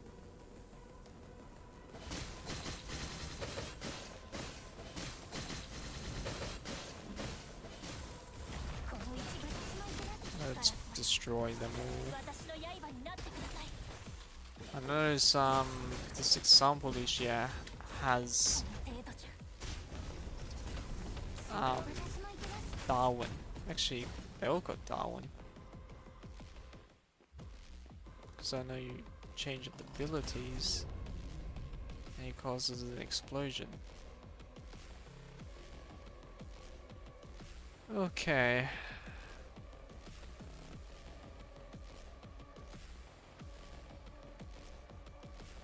Oh. I didn't went the right way. Oh, that works. Encountering the Heterosapiens in real life is much more intense than seeing them in videos. Their bones are fractured by Egret's firepower, their fragments hitting your exoskeleton with a dull thud. Their bodies turn cold as they lay on the ground among them remains motionless.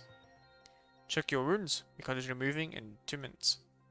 We're all begin to carry out inspections and prayers to receive your order. Your head is slowly recovering from the spike of adrenaline, but you can still hear the voices of Heterosapiens from all corners of the forest park ruins, warning you not to let your guard down.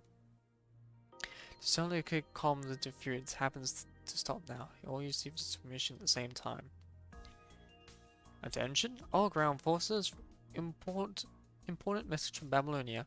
I repeat, attention all ground forces, important message from Babylonia. To avoid the comms interference cutting this message short, we are sending a recorded message to your terminals repeatedly offline. Please download the attachment once you are in safe position. Owens opens the attachment after hearing the message.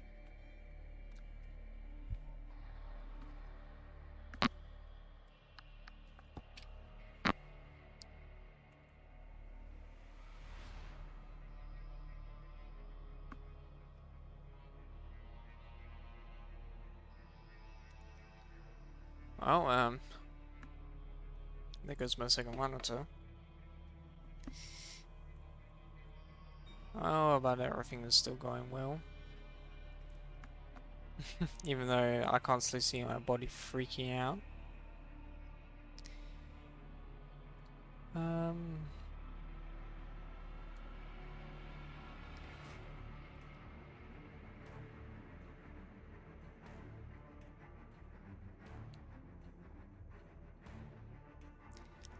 Hans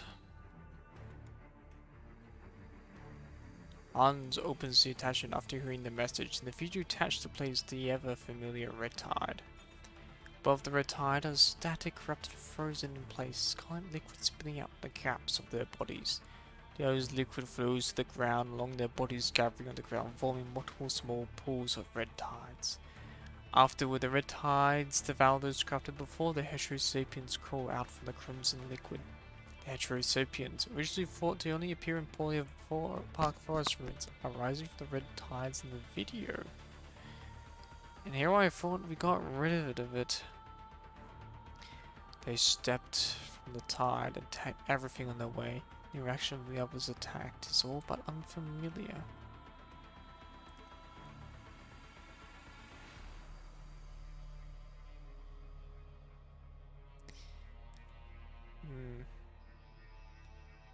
This is very much not good.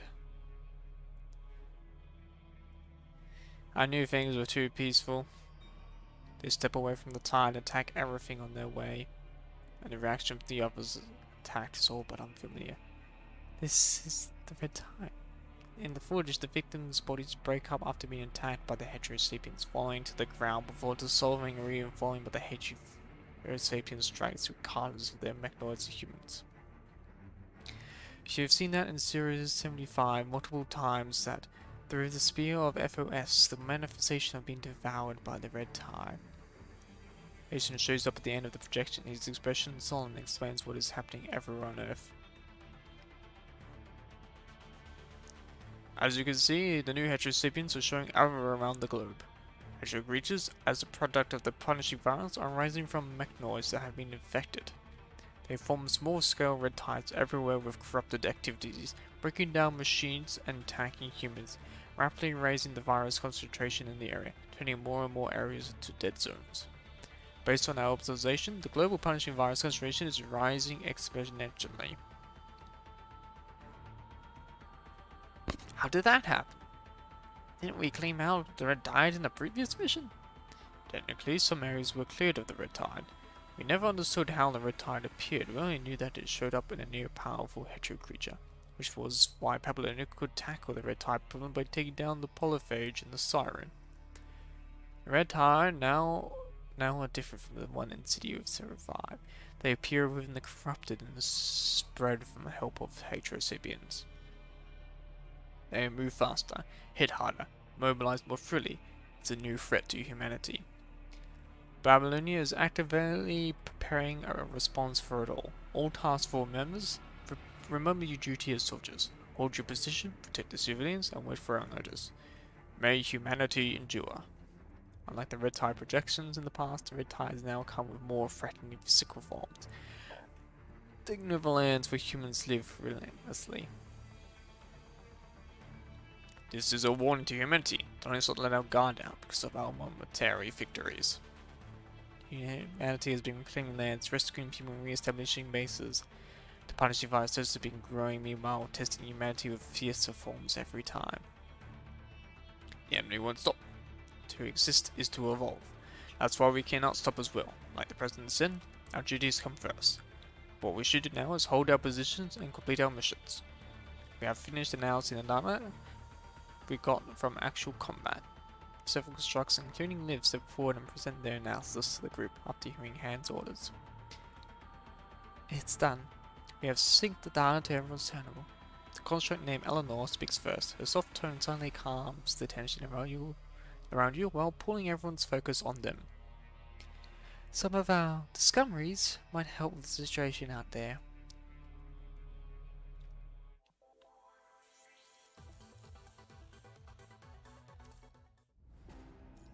He winds up the war machine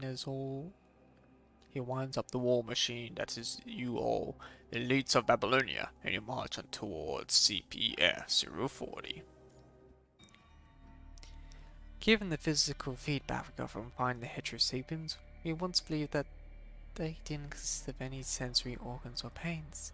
But we've got a complete opposite conclusion after analysis. Their sensory receptors are incredibly active. Liv points to the heterosapiens diagram before her. Extremely potent electric signals spread in their nervous system after they hurt. Unlike humans, however, their signal doesn't end in their brains, but in their umbilical cords. They're uploading those signals. Right. Although they have developed humanoid forms, the heterosapiens have yet to develop a human-like society. They still maintain an insect-like hive mind. The heterosapiens from receiving ends of the nervous system that is set throughout the forest, uploading stimuli from the outside world and letting the central system process all the information. Like a spider web. The closer we are to the CVF, the more heterosapiens there are, like insects protecting their queen. Hives, uploading signals. Right. Heterosapiens always show up in groups, like cells growing underneath their skin. The signals can be uploaded that they have been gathered and organized. Before those signals are uploaded, these heterosapiens are sharing their senses. If we dislodge the umbilical cords that are used for uploading their sensory stimuli, failing to handle the input, their frail bodies will break. They will be hindered, if not paralyzed. Right. Their extremely sensitive sensory organs will become their biggest weakness in this case. I get it. A domino effect. Push one, they all fail. Tisk. Kind of an effective and elegant tactic. Hans nods after hearing the reports from the support type constructs. This intel will help the other ground forces tremendously if we can pass it back to Babylonia. The question now is how we send it back.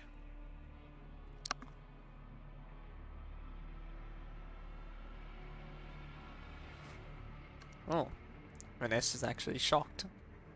Buzz echoes within the Pulia Forest Park ruins, signaling another wave of comms interference. Do we have to wait for the interference to end before reporting in? Time is of the essence, and we are fighting on the surface. I don't think it's a good idea to waste our time here. Harley Joe, we are further in the forest now when Woodcock first here. Have you finished calibrating your algorithm? Yes, Commander, just in time.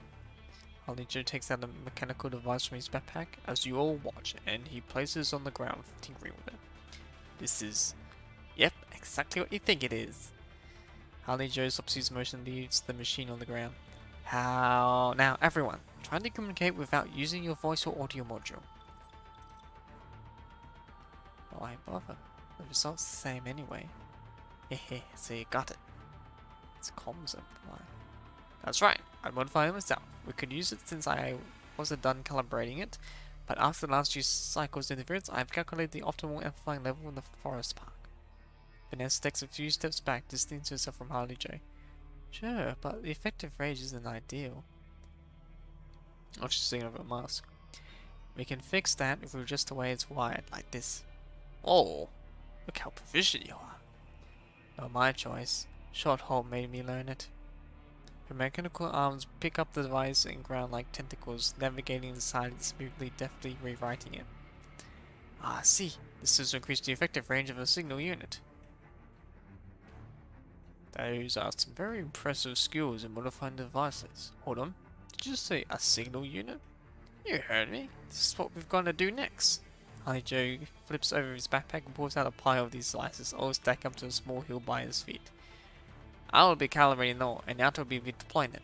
As long as they aren't destroyed, we can contact Babylon when the network of these amplifiers reaches a certain scale, even when comms interference. Pisk. Sounds like a lot of work. Someone has to do it. Fine, you're my temporary commander, so I'll listen to you. Criticism can wait till it's over. Alright, break's over. All teams will advance in ridge formation. Egret will lead, Graven and my team will take the rear. Harley Joe and Yato will stay behind the team to take care of whatever enemy remains and deploy the comms amplifiers. Simons will cover them during the setup. Hands give every one of your orders, turning the different teams into tightly connected gears, each of your most suitable positions for your duties. He winds up the war machine that is all you are. That is you all, the elites of Babylonia, and you march on towards CPF 040.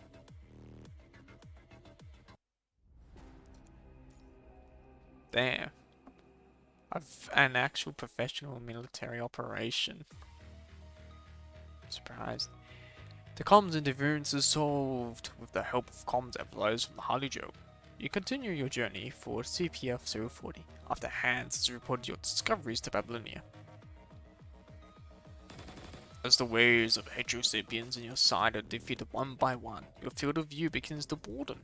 The central purification filter that is the basis of humanity's life on the surface against the Punishy virus is now penetrated by the crimson plants, erratic in the middle of the field, twisting and towering. We are finally here. More heterosapiens from our flank. How much of these boring folks do we have to kill? Hold the line. We can't just barge into CPF 040 yet. We'll look for covers around CPF 40. Well, we're standing waves of heterosapien attack. Our initial scan shows that the CPF is still running at low power. Parts of the centrifuge models at the base are down. The Punishy virus concentration inside the tower is steadily rising. Some of the other passageways inside have been blocked by plants formed by the hetero creatures. It seems that we have to keep scanning after we're inside and find the right way. Any scavengers? I'm sorry, but we haven't found any. Hans stares at the CPS 40 before him and thinks for a second before speaking up again. We're adjusting our plans. Vanessa, your tactics are better suited to fighting on the surface. Take Egret and station outside the tower. Guard the entrance after everyone else enter. Roger. Roger. Anything goes? Anything goes, as long as you can take down the heterosapiens, return to the tower from the forest and safeguard our path of retreat. Okay. Harley Joe, see the gap on top of the CPF? Harley Joe narrows his eyes and looks towards where Hans is pointing. Let me see. Found it. Based on how light is shining through, there does seem to be an opening underneath the branch at 11 o'clock. Right. Yada, you will climb up to the CPF along those plans and open up the gap from outside, creating a second path of retreat as a backup in case these inside teams cannot leave via their way in. Roger. My team will lead inside the CPF and Simons will take the rear. Graven stays in the middle and will escort them to the closest to the hetero hive mother, making sure they won't wall down before fighting it. Afterward, my team will deploy a bit domain around the hive mother. Simon will help Vlad to stabilize the constructs inside the tower. Your mind beacons will be eventually that stops the constructs from being infected. Roger. Everyone, raise your defense levels to maximum. We still don't know nothing about the situation inside the tower, so everyone stays alert. With that, Hans signals the team to breach the main entrance of CPF 040 and begin to enter. Everything is happening. The world is at stake. Operations are going on. So just scan the route forward, everyone else take over, don't get separated. That's one of these. Scanning complete, so here's filtration fan. Turn off the fan. Is there gonna be a puzzle? Oh, never mind. Oh.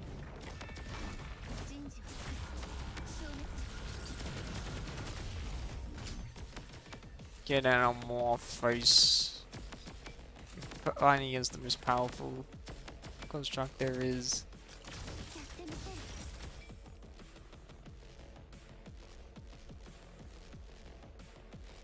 Alright. Circuit repair. Turn off the fan. Again. Turn off fan. Looks all hurt if I... Can I actually go in it? Alright, so that's what happens. You walk in the fan.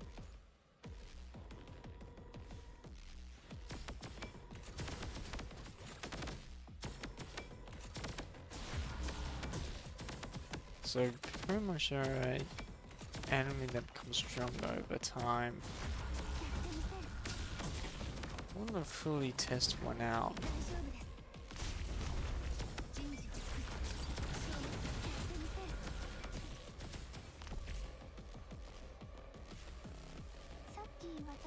Oh, it's the end of the mission.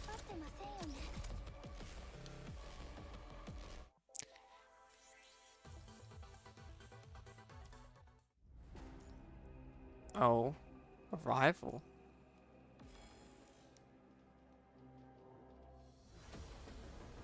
This should be interesting. Exciting.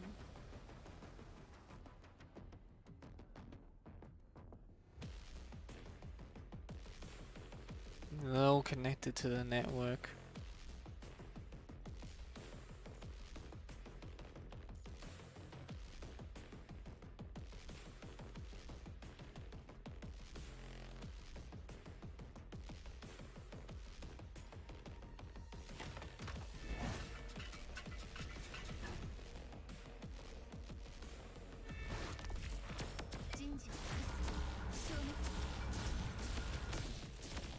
There might be a human life, but they've still got a lot to learn.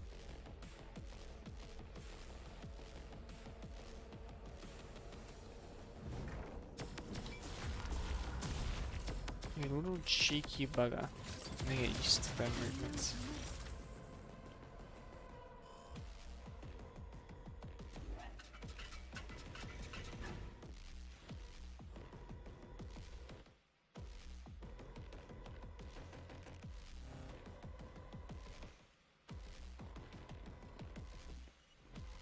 Using my impact.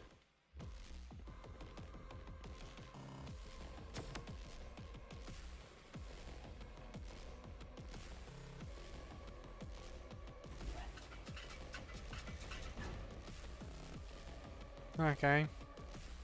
They complete. We can have most of them now.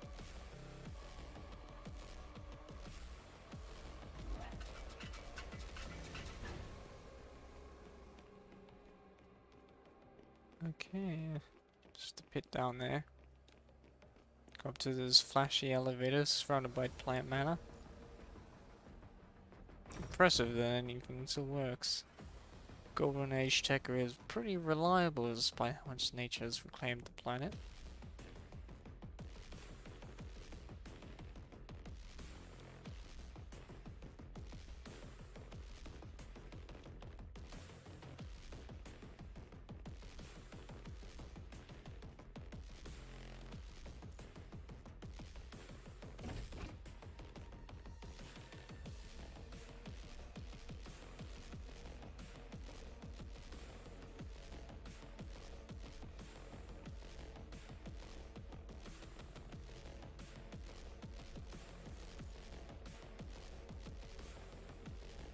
Okay.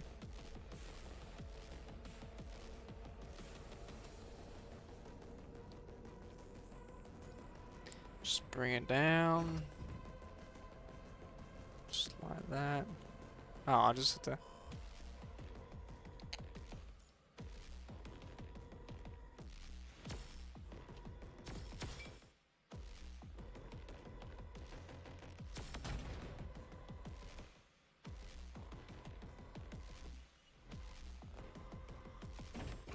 That must be some strong bloody wind.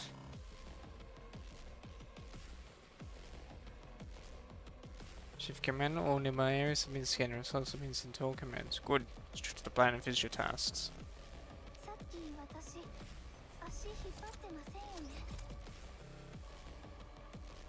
I they live.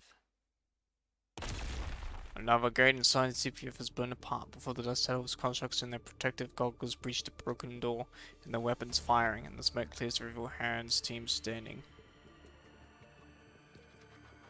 Sapiens on the left now. Flammable canisters on the right secured. Area secured, Chief Commander. We spotted bullet holes in the shotgun rounds and signal signs of explosions in the walls. These marks are accompanied by fallen heterosignals, most often than not. It's not us. It couldn't have been scavengers who recorded it. Confirm the data. Roger. How's Simon's team doing? Simon's team is trying to secure the location inside the town that connects to all inside teams. Whichever construct shows signs of infection, he can immediately connect and help stabilize them with the command. With his help, all constructs inside the tower have yet to show any signs of infection. All anomalies surrounding the environmental defenses are resolved the moment they arise. He's playing the role of an emergency firefighter pretty well. Right. Has dodging up the bit domain, not he just turned to the room he's in. And the third bit gnome name has been deployed. Triangulated front so they could not far below Hand's team. Based on the previous exploration, you have all confirmed that this is where the advanced hetero hive mother is hiding. Hands grips the trigger from the Longinus arsenal in his hand tightly. He looks at the floor beneath his feet as if he gaze can penetrate the heavy platform, observing the fight that is about to happen there. The dire situation on the surface and their threat inside the Puglia Forest Park ruins have shown Hands that the advanced hetero hive mother cannot leave this area alive. If Gravy cannot defeat it by the end of the fight, he must pull this trigger and align all enemies inside this forest, whether they succeed in retrieving the symbols or not. Hands pulls the trigger back inside the coat and leads his team out of the room. Instead of waiting for Grave's results, there are still missions only he can complete as the Chief Commander in a situation like this.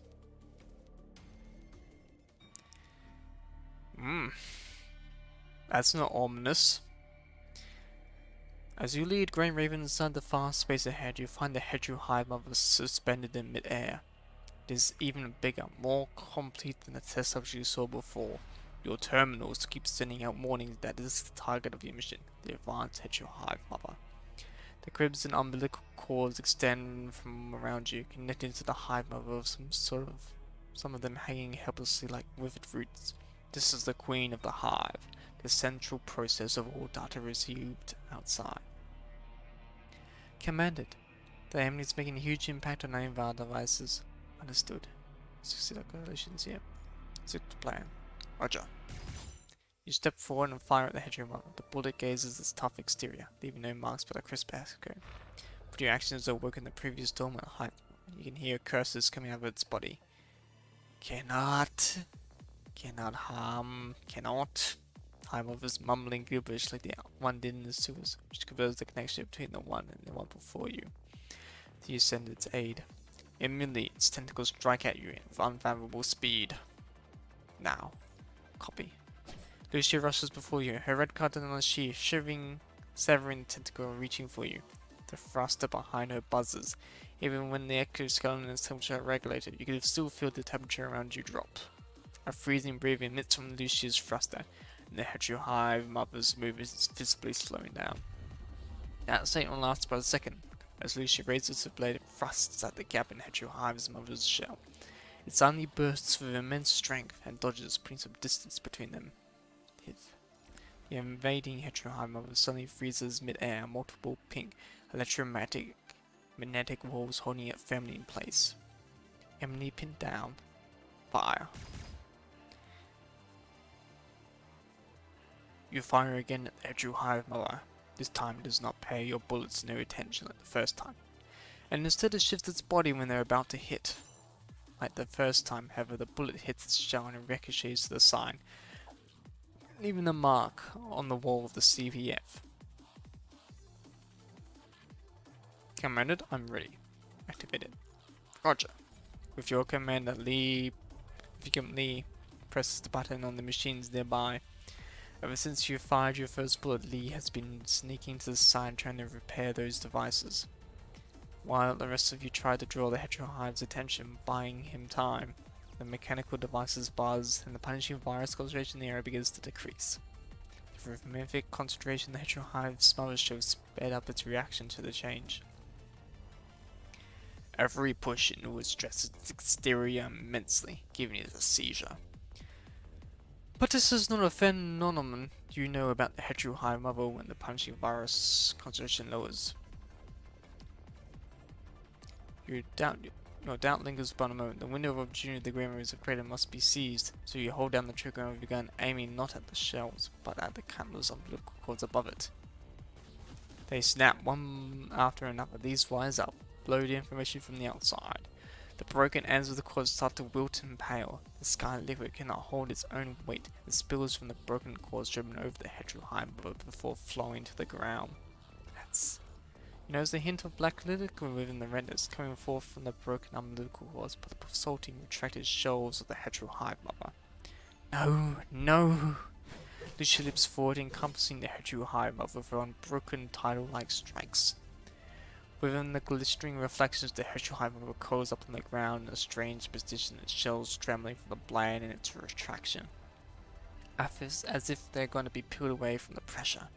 Still, it's lowering its center of gravity, making sure the part underneath the shell does not get hit by Lucia. Grey Raven has carried out your plan, removing the hive mother from its nutrients, seizing the access to the outside world, and pinning it down. It's just a matter of time before you defeat it and retrieve the samples. Despite the scale of the victory tipping your way, you still cannot shake the uneasiness ever since you entered the forest. Accessing information about the outside world through the heterosapiens, collecting more punishing virus than it needs as nutrients, frequent interaction in strange liquid, and its posture, protecting something underneath. All the sense you have been feeling weaves together the heterohive mother. Watch out, everyone. By the time you realize that, it's too late. The heterohive mother's body soars up, pulled up by the remaining umbilical cords detached. Lucia strikes leave a few frantic scale eyes on the cell. They retracted and pushed constantly, revealing a strange red structure underneath it. Blackwood keeps dripping down from the red structure. The seizure is getting more intense. The heterohive mother no longer cares about the pain it's feeling. The raveled red structure bulges outward from the pressure. The shape hidden inside its translucent skin clearer and clearer. A human figure. We're witnessing a birth. We're witnessing a biomechanical organism giving birth. Oh boy. Your guess is only half correct. There's indeed more than one enemy from the very beginning. The heterohive mother has been hiding something else. Children ready to be born. If hetero creatures have concept of childbirth, that is. Two figures break through the edge of the red structure, black liquid spilling around them.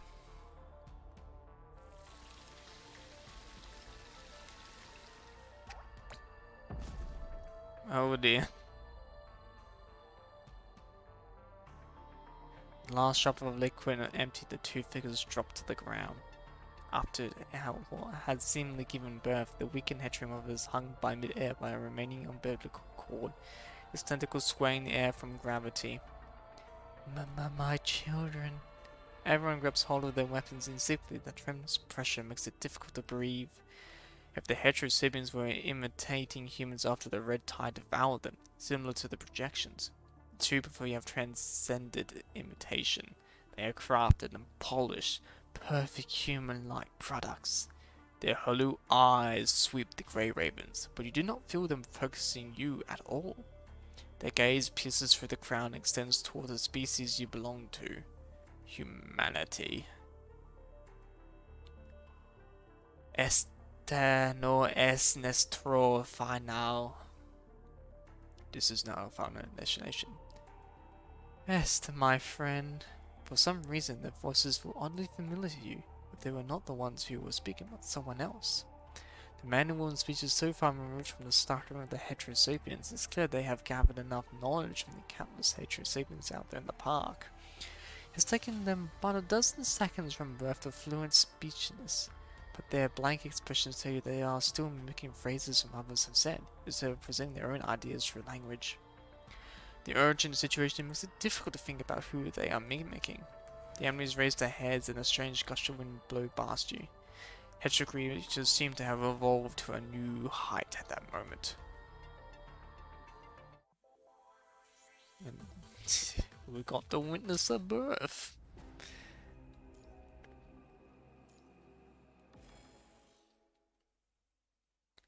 Since the twins appeared before, the heterosapiens have been growing deftly while the heteroplants tip their branches leaves towards the ground.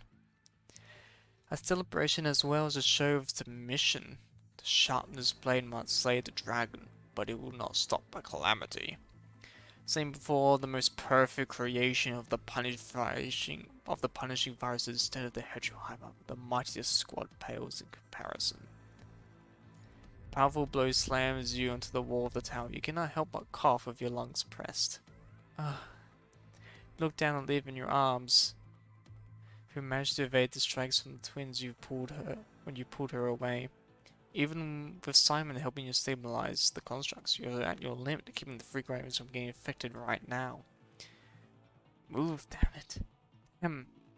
Cold sweat is the form beneath their artificial skins. The impact of their mind has made even standing difficult. It's very steady themselves whenever they have nearby. Being in the same room with the heterohyper and the twins, the Grey Ravens invaders again hit twice as hard. With that live, and evolution with her specialized are all briefly immobilized. As Ravens struggle to counter the strikes in their frames accumulate wounds, Liv tries finally figuring out how the enemies are attacking them. As you pull her away, she quickly tells you how the enemies are attacking you without moving at all.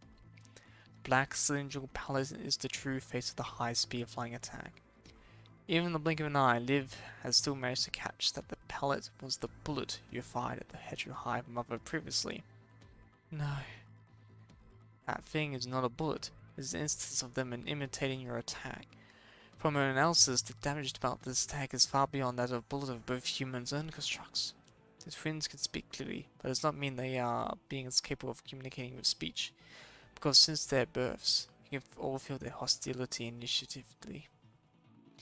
They feel angry. It is clear they are angry because you have heard their mother, the heterohive mother. You see that Lee is leaning on the broken mechanical device and shooting, while Lucia is kneeling nearby supporting her babe. Help Liv up. You help Liv up stand so that she can lean on the wall and steady herself. So these are the two. The eyes of the twins are still hollow, but the hostility means you cannot let your guard down for a second. Right now, the gaze pauses on Lucia and Lee, and several bullets start hovering near them. You have come to make a choice now. Oh, come on!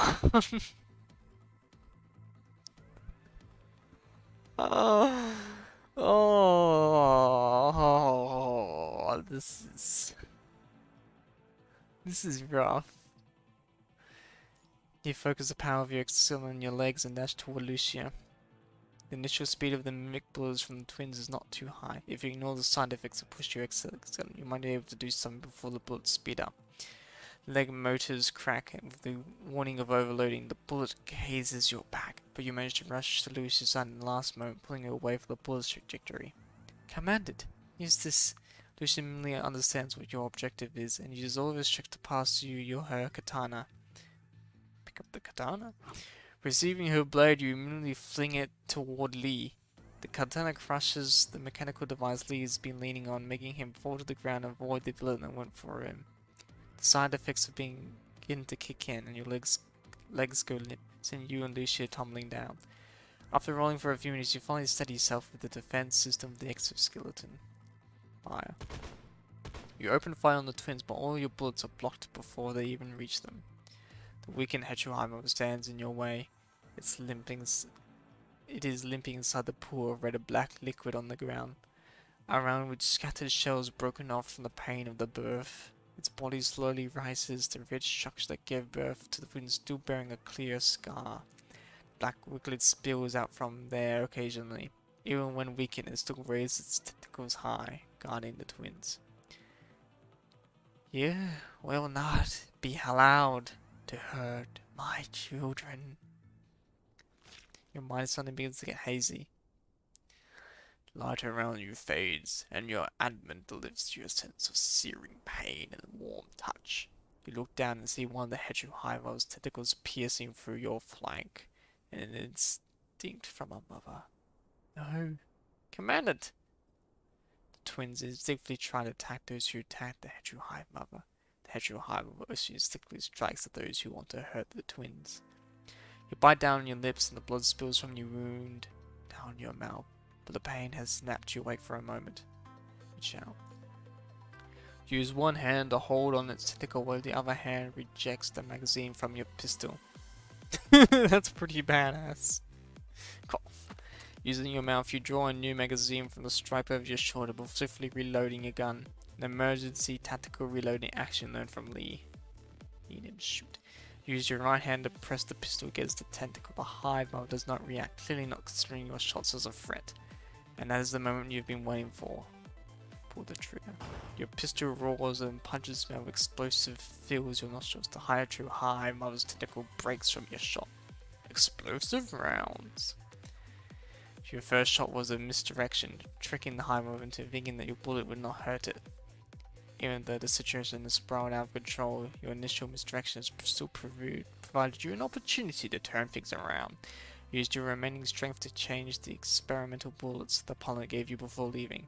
And now, given the enemy's limited movement, you managed to take the chance to fire at the Hedgehog Hive mother at a close distance.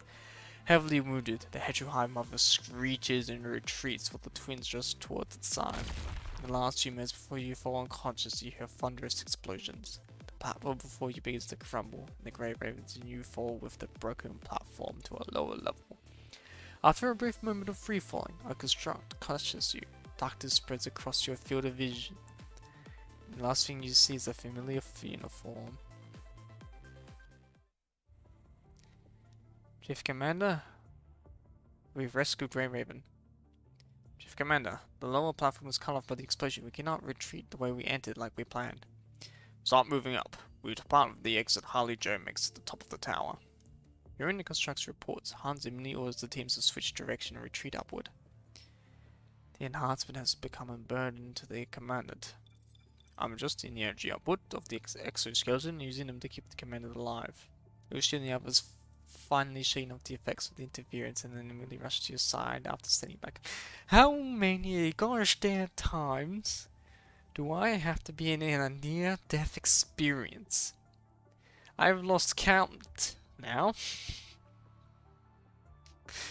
Being crushed together, almost getting decapitated. Oh, too many problems. I can't keep on happening. Lucy and the others finally shaking off the effects of the interference and they immediately rush to your side after standing back up. Chief Commander, the Commander informed us before passing out that the Hedgehog Hive mother has left a broken tentacle in the wound by the abdomen. Although we can't defeat the Hedgehog Hive mother, the Grey Raven has successfully retrieved the sample. Hearing Lucia's report, Hans walks to your side and his hand on the wound in your flank, frowning. Help Liv perform first aid on front. Retrieve the tentacle first in case of another infection. With Liv, Eleanor, and other constructs working together, the tentacle in your flank has been extracted and placed inside the sample container. Liv quickly bandages you, and Eleanor swiftly wipes the sweat off your head while injecting you with serum. While given the poor environment, your blood still pours from underneath the bandages, dyeing them red.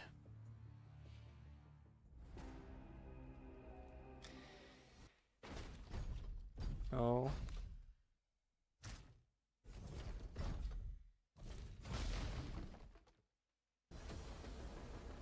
Kids, I take quick benches on you, but you still need to watch out these things. Don't push yourself too hard, thanks. Fine, let's rip the Harley J. Take him there. 3, 2, 1. Decoration. Let's run.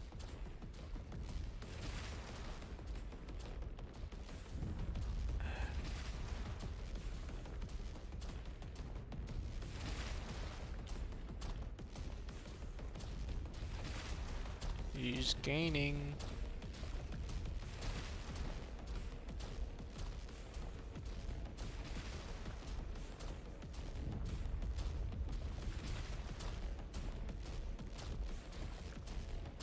Oh, that's bad. And I'm dead.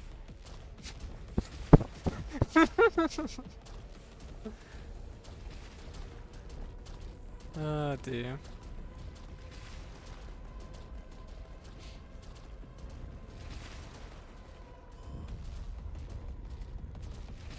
Wow, okay.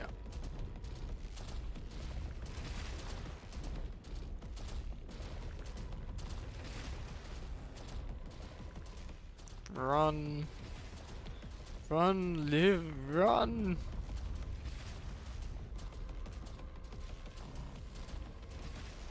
Run. Run, Forest, run. Run, live, run.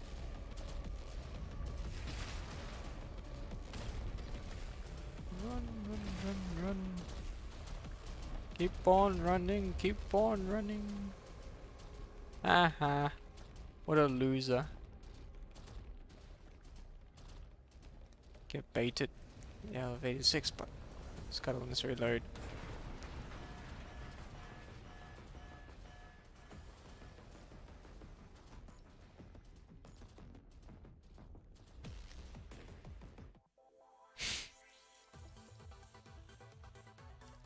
Alright. This has to be the last one for the night. No, there's still more to go. Death of Humankind. That's a very ominous mission name.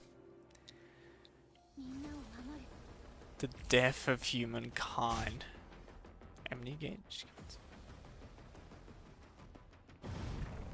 Come at me, bro. I am playing as the most powerful. Oh. I'm playing as the most powerful construct in the game.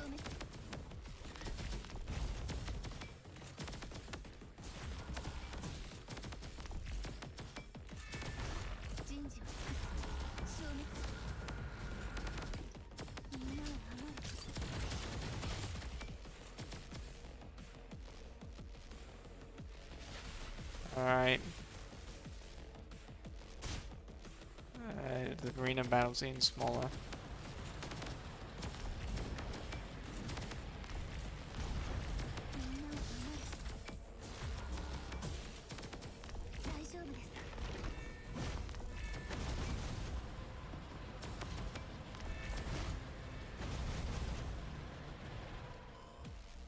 Ah.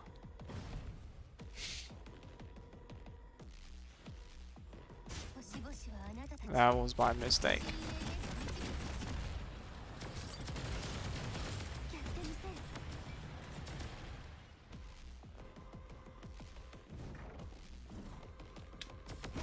And I thought I dodged that. Oh, what are you? What are these little buggers? Oh.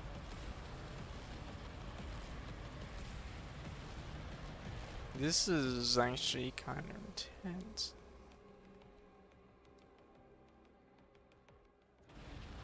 Ooh.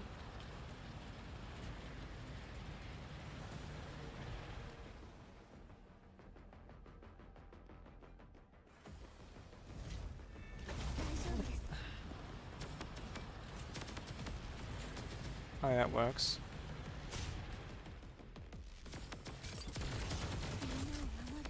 You come to me. I shouldn't have done that. Excellent.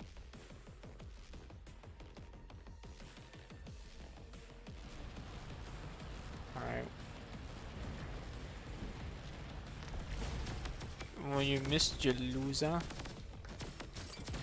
I can regenerate? Get out of my sight. Really?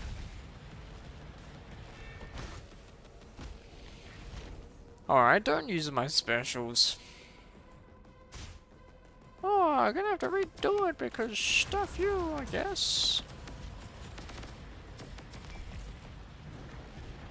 This is so janky. Really?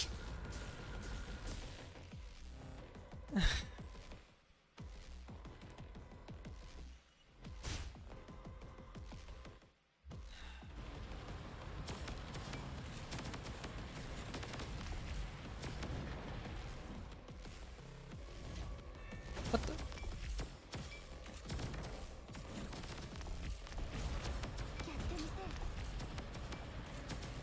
Alright, so in the Matrix I'm temporary safe.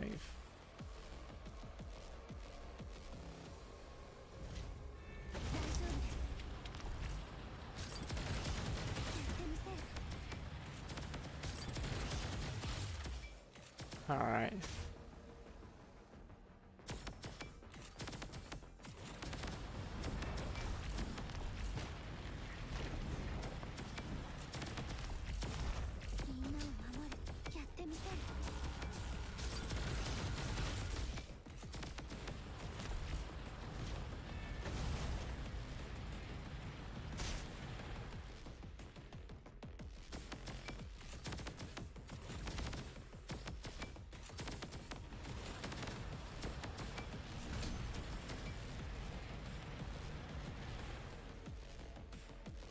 Alright, 2 left.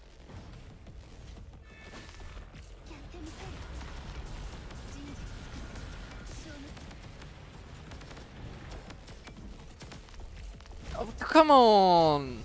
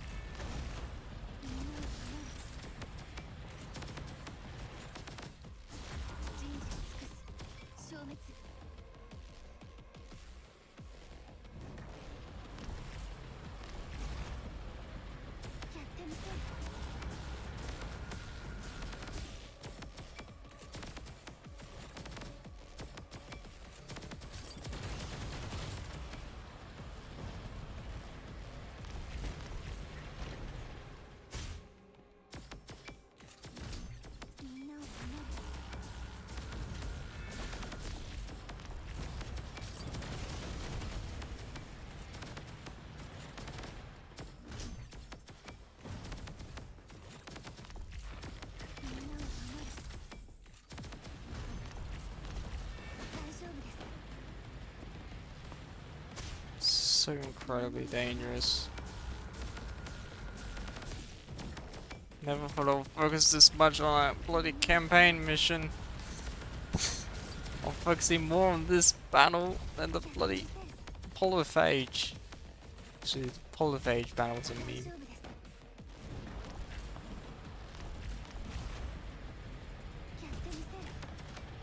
Get out of my sight.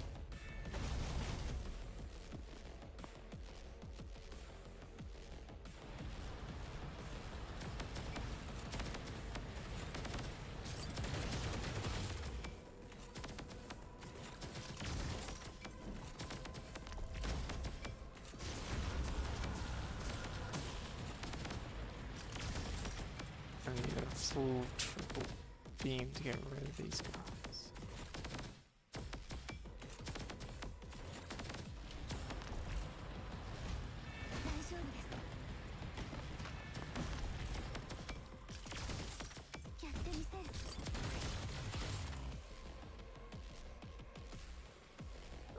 I spent like what, 7 minutes doing that?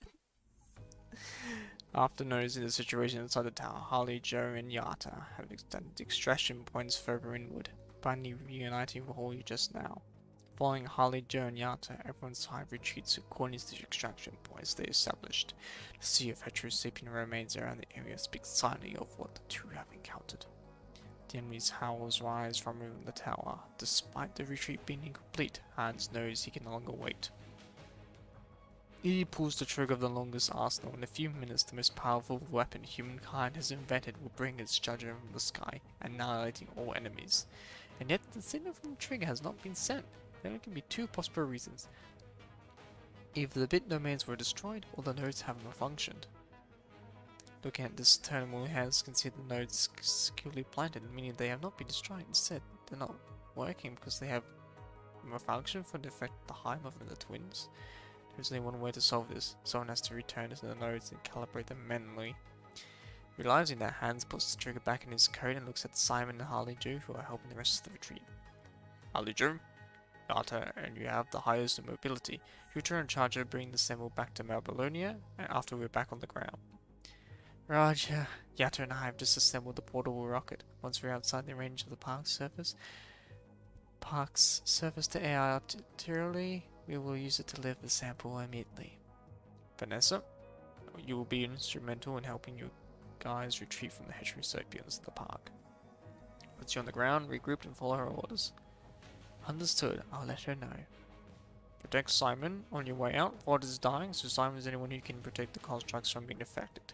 It all depends on him whether all the constructs can go out of this place in one piece. Taking on the responsibility as the sole person to stabilize all constructs, Simon leans on the construct next to him, pointing off the nosebleed from being fatigued. Simon, copy. What about you, Chief Commander? There's something wrong with the bit domain nodes. They require manual calibration for absolving within the commanded clearance. I'll stay behind and finish my mission. Make sure that the longest arsehole hits the actual hive of it and ends its reign in terror inside this forest. No, Commander. It's too dangerous for you to go alone. I'll come with you. Enough. Hans scolds the construct next to him. None of the commanders here can protect the constructs from being infected with the hive mother and the twins present apart from Simon or Vod. Going back this way will only make you my burden. Hans stresses his words as he says burden, issuing that everyone present understands where he stands. But there is no but. I have fought more wars since the Golden Age, and then the miles you've walked. Are you questioning your superior? Questioning my ability to return from the gates of hell? Still, if you still feel the weight of your duty as a soldier, then you will finish your mission. I will finish mine and initiate the longest arsehole. You will finish yours and escort the sample. That's how we don't fail with this uniform. Chief Commander, I will be back, trust me. With that, Hans walks past everyone and heads in the opposite direction of the extraction point. Walking alone, Hans no longer has to face the heterosapiens, most of whom are drawn to other locations due to the previous fights. Now he's facing the purest malice of the punishing virus infection. The virus concentration inside the tower has grown exponentially. The protective suit Hans is wearing has reached its limit long ago. He removes the earpiece so that the repeating warnings do not interrupt his thoughts.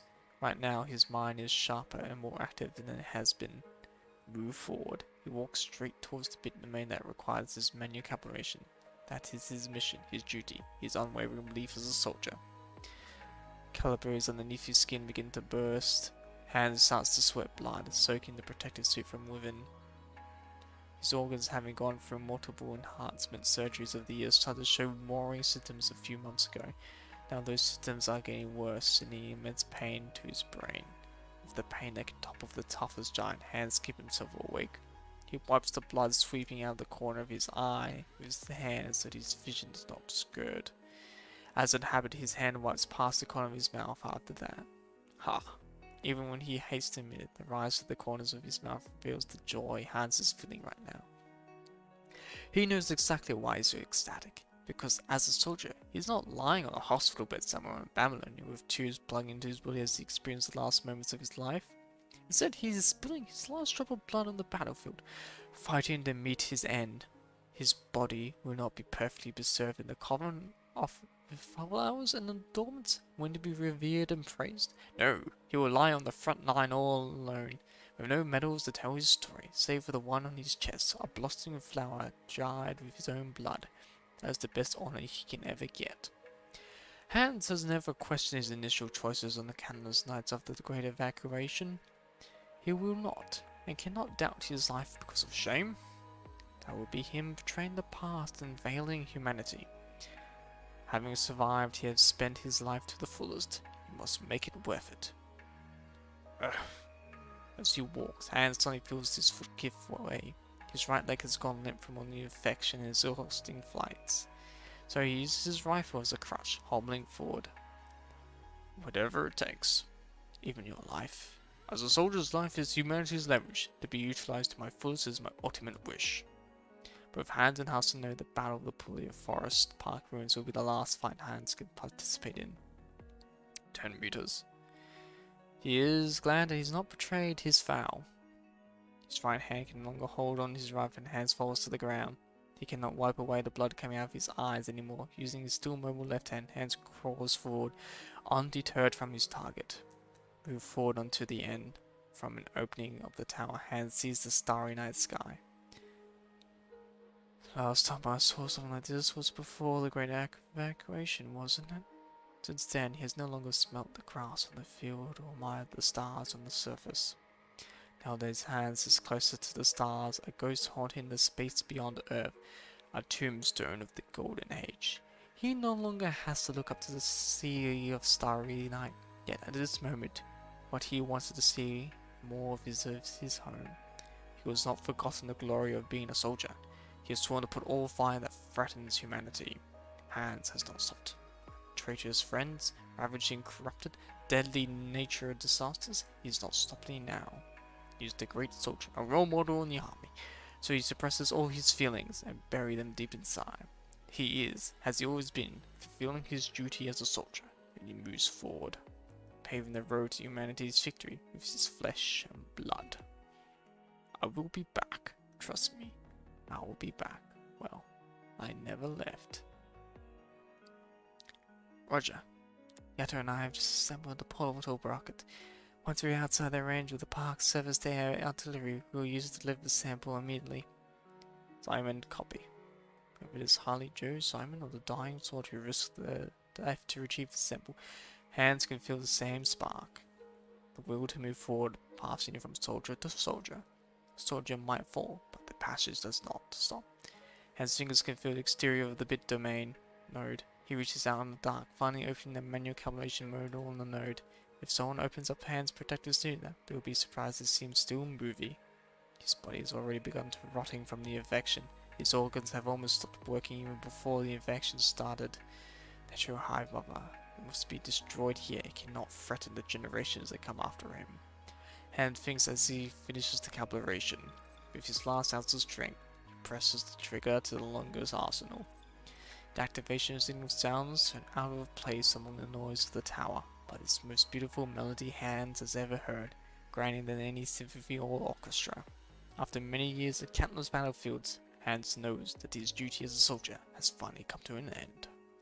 Tombstone has spanned ages of breaks, and from the crack grows the strongest and fairest white flower.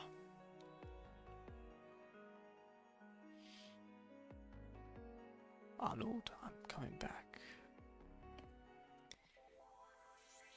And he died. Beautifully written. As the last one.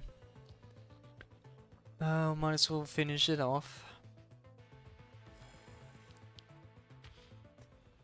Run! Keep running! Harley, Joe and the others, having returned to the ground, are speeding through the forest, with Egret leading the way. The area surrounding CPF-40 is aflame with Egret's bombardment, stopping the heterosapiens from catching up. Still, countless heterosapiens are coming after them from all corners of the forest park ruins. Lucia, Lee, Liv, Harley, Joe, everyone. They have already forgotten how many heterosapiens they've taken down on the way. They only have one objective in the mind: break through, then send the sample back. This is a race with extremely simple rules. Race against time. Race against the punishing virus. 10 meters, 5 meters, 1 meter. Almost infinite forest has finally come to an end before the group. The expansive field before them has declared the race over. The soldiers that have taken over Hans' baton have completed their duties. Holly. Joe. Loses his shake with a sudden change of scenery and tumbling to the ground and rolling forward. He immediately gets up and sets up a portable rocket system, activating it after loading his sample, and sends the spark of hope back to Babylonia. The NASA fires a flare, its green flame lighting up the skies, signaling Hans that they have completed their mission. What are you doing over here, trying to mock our hasty retreat?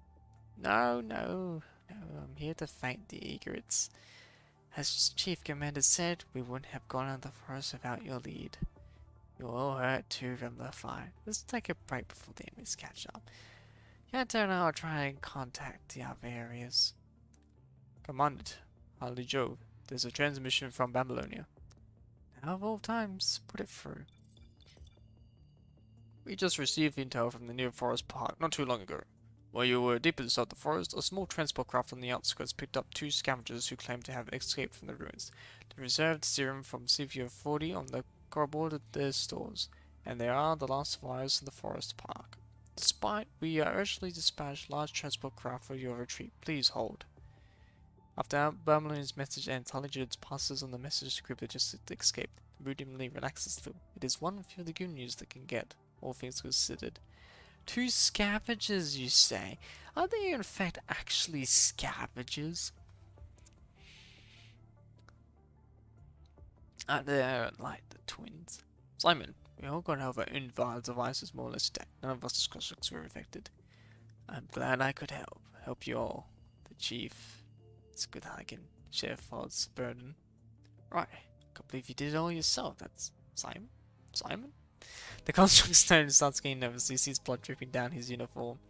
Blood is dripping out of Simon's eyes, nose, ears, and mouth, dyeing his uniform bright red. Simon cannot respond to the construct now. As strong as his mind beacon is, the stress that should have been carried by 2 can easily crush one's healthy brain within seconds. With that stress on his mind, Simon held on for minutes until everyone retreated from the forest park ruins, where the enemy's effect the environment devices weakens. Medic! No wait! No, his first aid on humans! Simon is... First his cry, everyone gathers around Simon. Harley just lays him down on the ground from the construct's shoulders, and a few support types shows up to check on them. Simon, sir. The support type construct is getting anxious from the extent of the fight and the constant hits. Eleanor crouches next to her, gripping her hand tightly. Don't get frustrated. With time to retreat will not be the end for Simon and Sod. Right. The support type construct finally regains control of her trembling body. She is about to say something. I gave her a masculine voice, even though it was a she all this time. With her, 2 figures approach them from the horizon. The grass underneath their feet are obscured by a red glow appearing on the ground. They walk towards the makeshift campsite the group just built. They walk faster and faster. The size of the mutating ground also expands. The distance between them and the camp shortens. In a brief moment, they are no longer the moving newborns. Now, panthers on the hunt would pale against them. Their shapes become clear as they appear before the camp. They are none other than the twins born from the advanced hetero hive mother. Right now, they have grown to be stronger and faster than any known living thing. As tireless guardians and pursuers to avenge their territory that has been invaded and violated. I see they aren't just gonna let go of the people who took a chunk of their mummy. Harley just slaps himself in the face, replacing his usual gleeful solemn expression. We're on a timer here. Simon's and the Chief's wounds are roaring, but I suppose our priority is to fend off the enemies before us. Grey Ravens, and Simon's good, will you lend me your strength? The others did not answer. Instead, they clutched their weapons and stand at the front of the defense line built by Harley J, answering questions with their actions. Haha, right. Words are redundant now. Regardless of the doom that awaits us, there's always been one thing we can do. More and more constructs prepare their weapons and stand at the front of the defense line. Gator stares at the twins where her mechanical arms become turned translucent, lifting herself up with her tentacle-like robotic arms. She merges into the environment until one shimmering red light on her mask remains. It's up to us now. Simon, Zod. Just a few more seconds, just a few. But the hedgerows slip inside the pulley of forest park ruins are out in force. Their roar is shaking the entire forest behind the group. Meanwhile, the twins stand before all of them, suddenly declaring humanity's demise. The war between humanity and the punchy virus begins anew, here and now. And interesting how their eyes are soulless.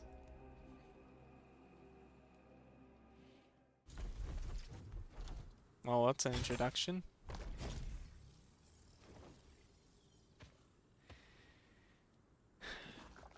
I know these two have the power of the Matrix.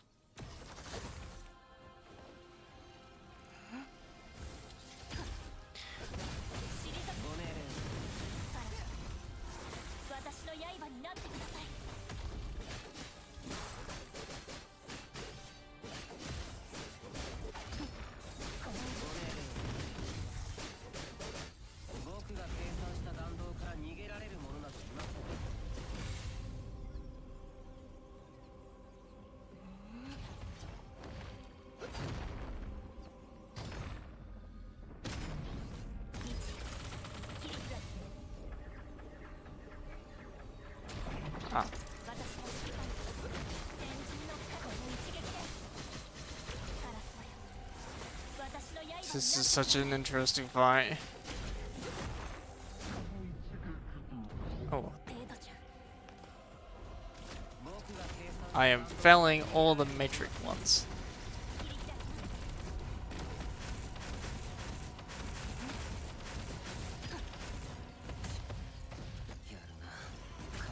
Oh, this is not going too well.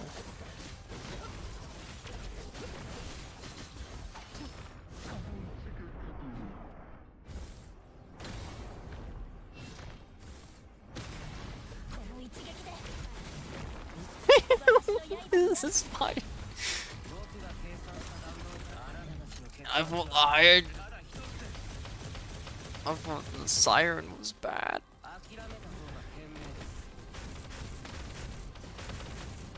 They're just mocking me.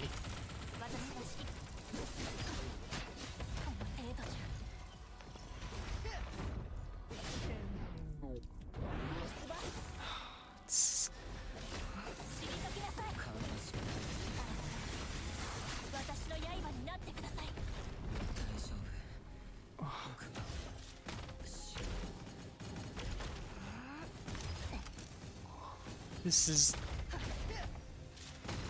There's so much going on. I need to focus on the battle.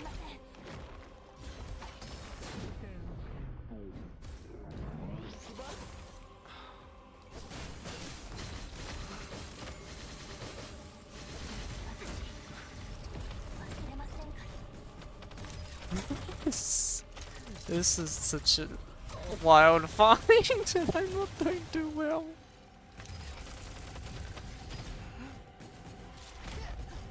Okay, I need to be patient. And I failed that dodge. Jeez, I am really panicking. That was terrible. Oh, need to get the bloody timing right. I need to train this fight.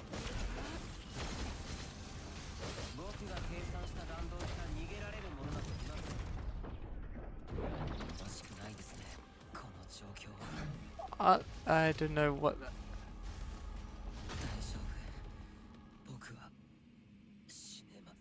Everyone died. Yeah, everyone fucking dies.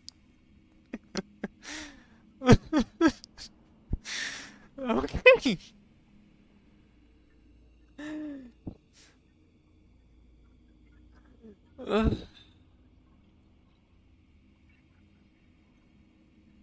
Your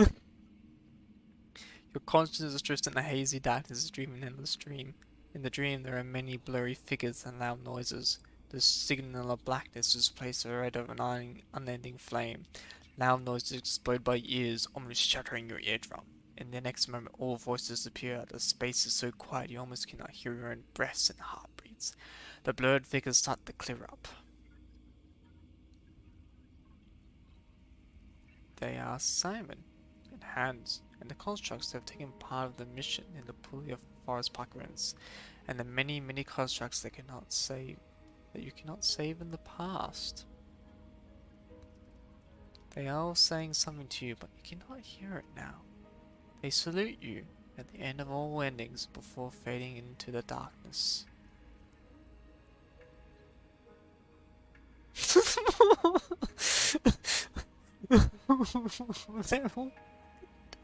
I mean, that's a pretty good Simon pose. Darkness removes your sense of space, but you can still feel nausea from getting a concussion. Everything appears in the darkness. Pink light glistens in the dark, slowly approaching, stopping right before you, but it lasts but a second, so fleeting that you wonder if you have been mistaken. There is nothing after that glow. Everything begins to be devoured by darkness. And Liv remains. This is sad.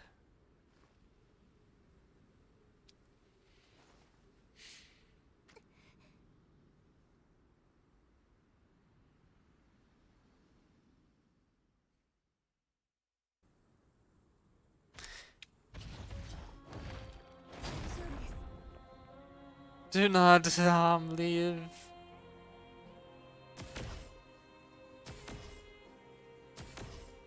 Please do not harm him. No, it cannot end like this. It cannot end like this. Please. Leave Liv alone. Yes, we promised. We will keep fighting. We'll keep fighting. Just in peace.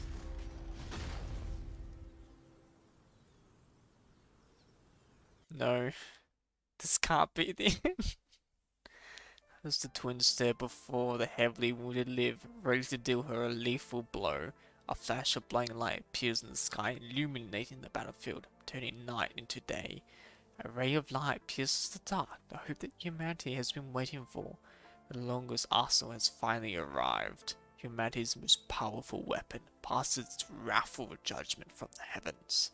The twins seem to realize something, and a primitive drive urges them to take the heterosapiens and rush towards CPF-40, abandoning the prizes of war before them. The longest arsenal hits the hetero hive with a right where it is.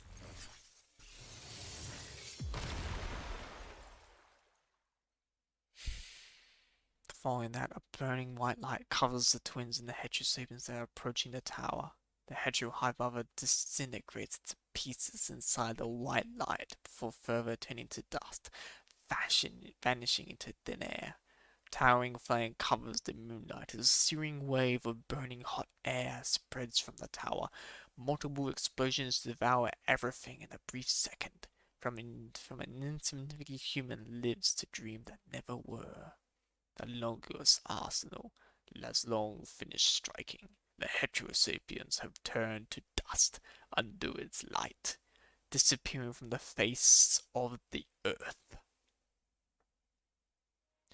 Where CPF-40 was is now a massive crater, its surroundings battered and bruised. After that, red liquid gushes from the crater, gathers itself and transforms back into humanoid forms. A large, wilting heteroplant stretches from the sides, wriggling its way upward, growing. The twins look at the heteroplant, lost, failing to find the mother that was once there, or once their memories. They stand by the crater for a very long time. Several dandelion seeds float toward them from afar, flying past the twins before the heat from the ground propels them up and further away. Twins look at the dandelion seeds vanishing into the night sky, lost in thought. If hetero creatures have no boundaries to their existence, there's no difference between them and the evolution of the punchy virus and the immortal virus itself. The end of life gives life meaning. Departure is simply another test, a necessary right to adulthood. From now on, the twins will no longer be able to find their mother, but the Puglia Forest Park ruins are just the beginning of their lives. They turn and leave. Like the dandelions disappearing into the night, they will march to their end on this infested planet. They will learn and grow, and experiencing all that Earth can offer until they witness its end too.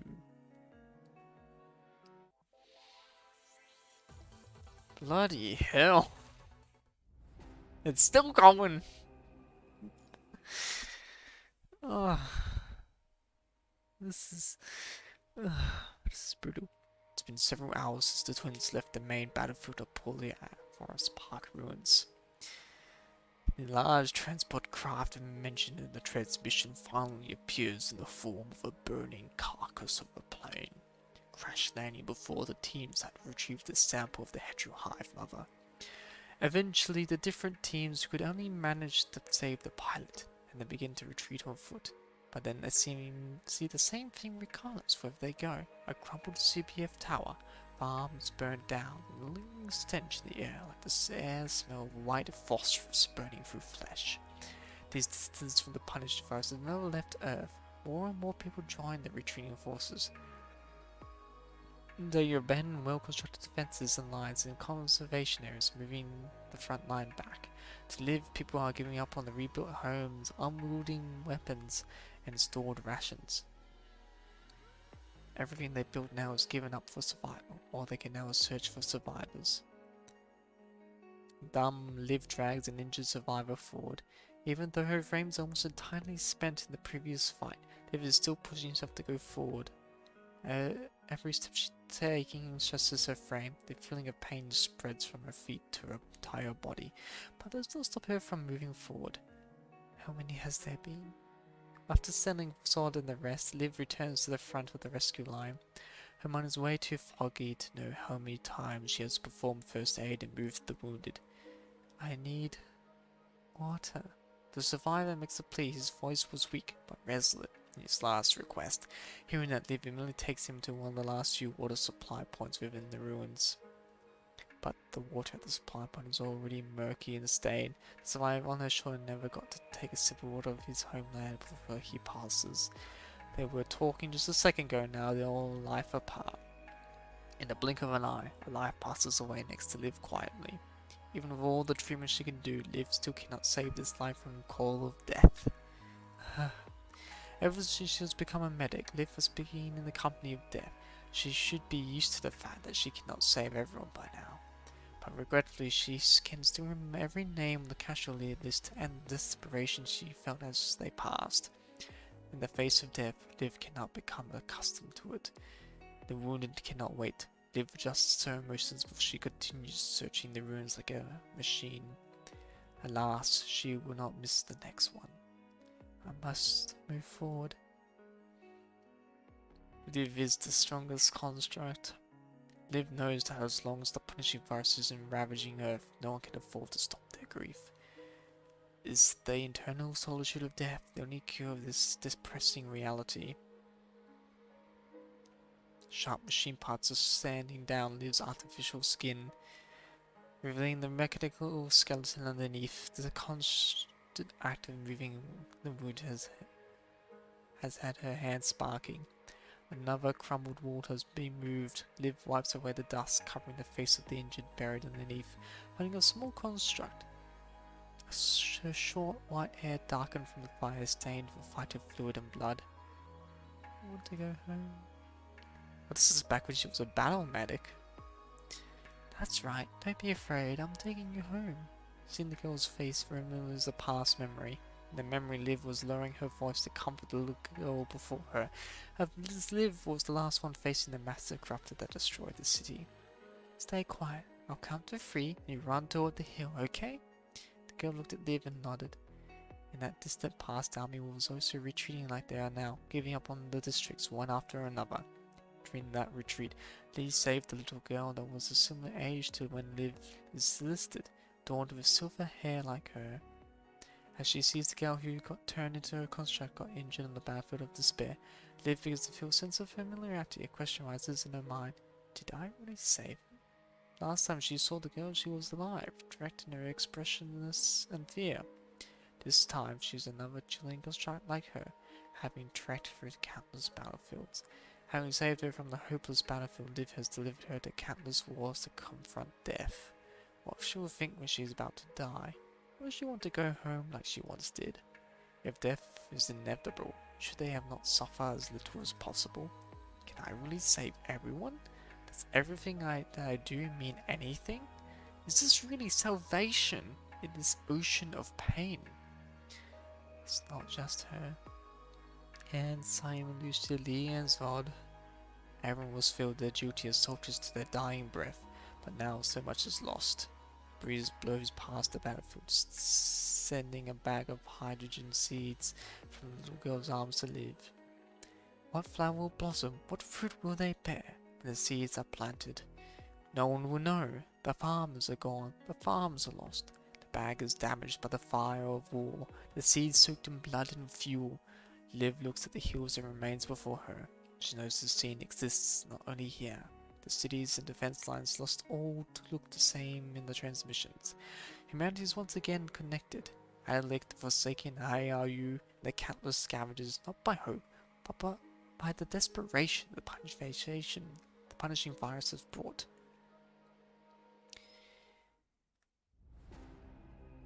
Can we really fix this now?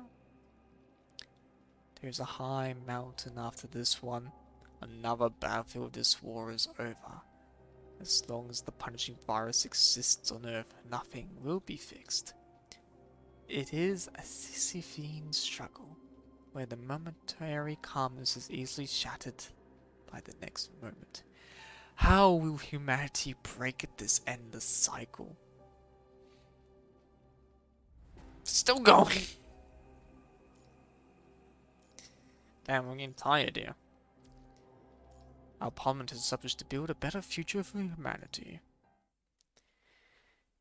The solemn parliament hall is once again holding a meeting. An emergency gathering like this always spell a pivotal moment in humanity's survival. The decision made in such meetings will also alter the fate of humankind. How are the Grey Ravens? Lucy and Lee's frames are faring slightly better. Dot is still on the verge of death, a long way from leaving the critical stage.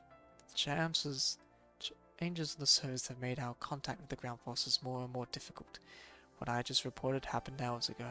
Our plan has clearly failed. 63% of the population is hostile toward the underdeveloped twins. Given that they cannot see a way to solve the problems of the surface, their attitude is pessimistic. 36% of the population is condemning the army's powerlessness, and the number is rising. We should be glad that the army has retrieved a sample from the hetero hive mother, greatly advancing the Science Council's research. Had it not been for the army on the surface, more conservation areas and bases would have been lost. Even that is true, we are still losing the people's trust. How's the transport between surface and here? Barely keeping up. We're receiving reports that the wind hetero creatures are spotted in more and more places outside the forest park ruins. Their flight altitude is climbing, some even gathering in packs, greatly disrupting surface-to-air transportation. Mr. President, 98% of the population thinks the old experience is no longer suitable for our current situation. We are required to think outside the box. 95% of the population agrees and stresses that human civilization must be preserved, no matter the cost. Seeing the number that represents the masses versus everyone in the parliament looks gravely serious. Our parliament was established to build a better future for humanity. Humans will fail, but throughout history humankind has risen times and times again. This won't be the last challenge we face. Doesn't mean the situation won't get better. The energy virus has locked us inside a cage of desperation, but the key of hope that can unlock it might be in our hands all along.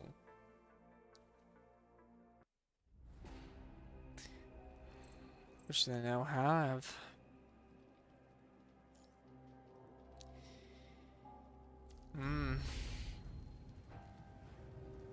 What a dark story. Then I will be leaving that for tonight. The full campaign of Evernight beat. It was an Evernight of pain. Sad how things develop they are. Things are just getting worse and worse. It was nice there was a bit of a positive spin at the start of the story for a change. And of course something positive cannot last. It gets immediately crushed. Well then, that will be it for tonight. See you all next time and have a Merry Christmas.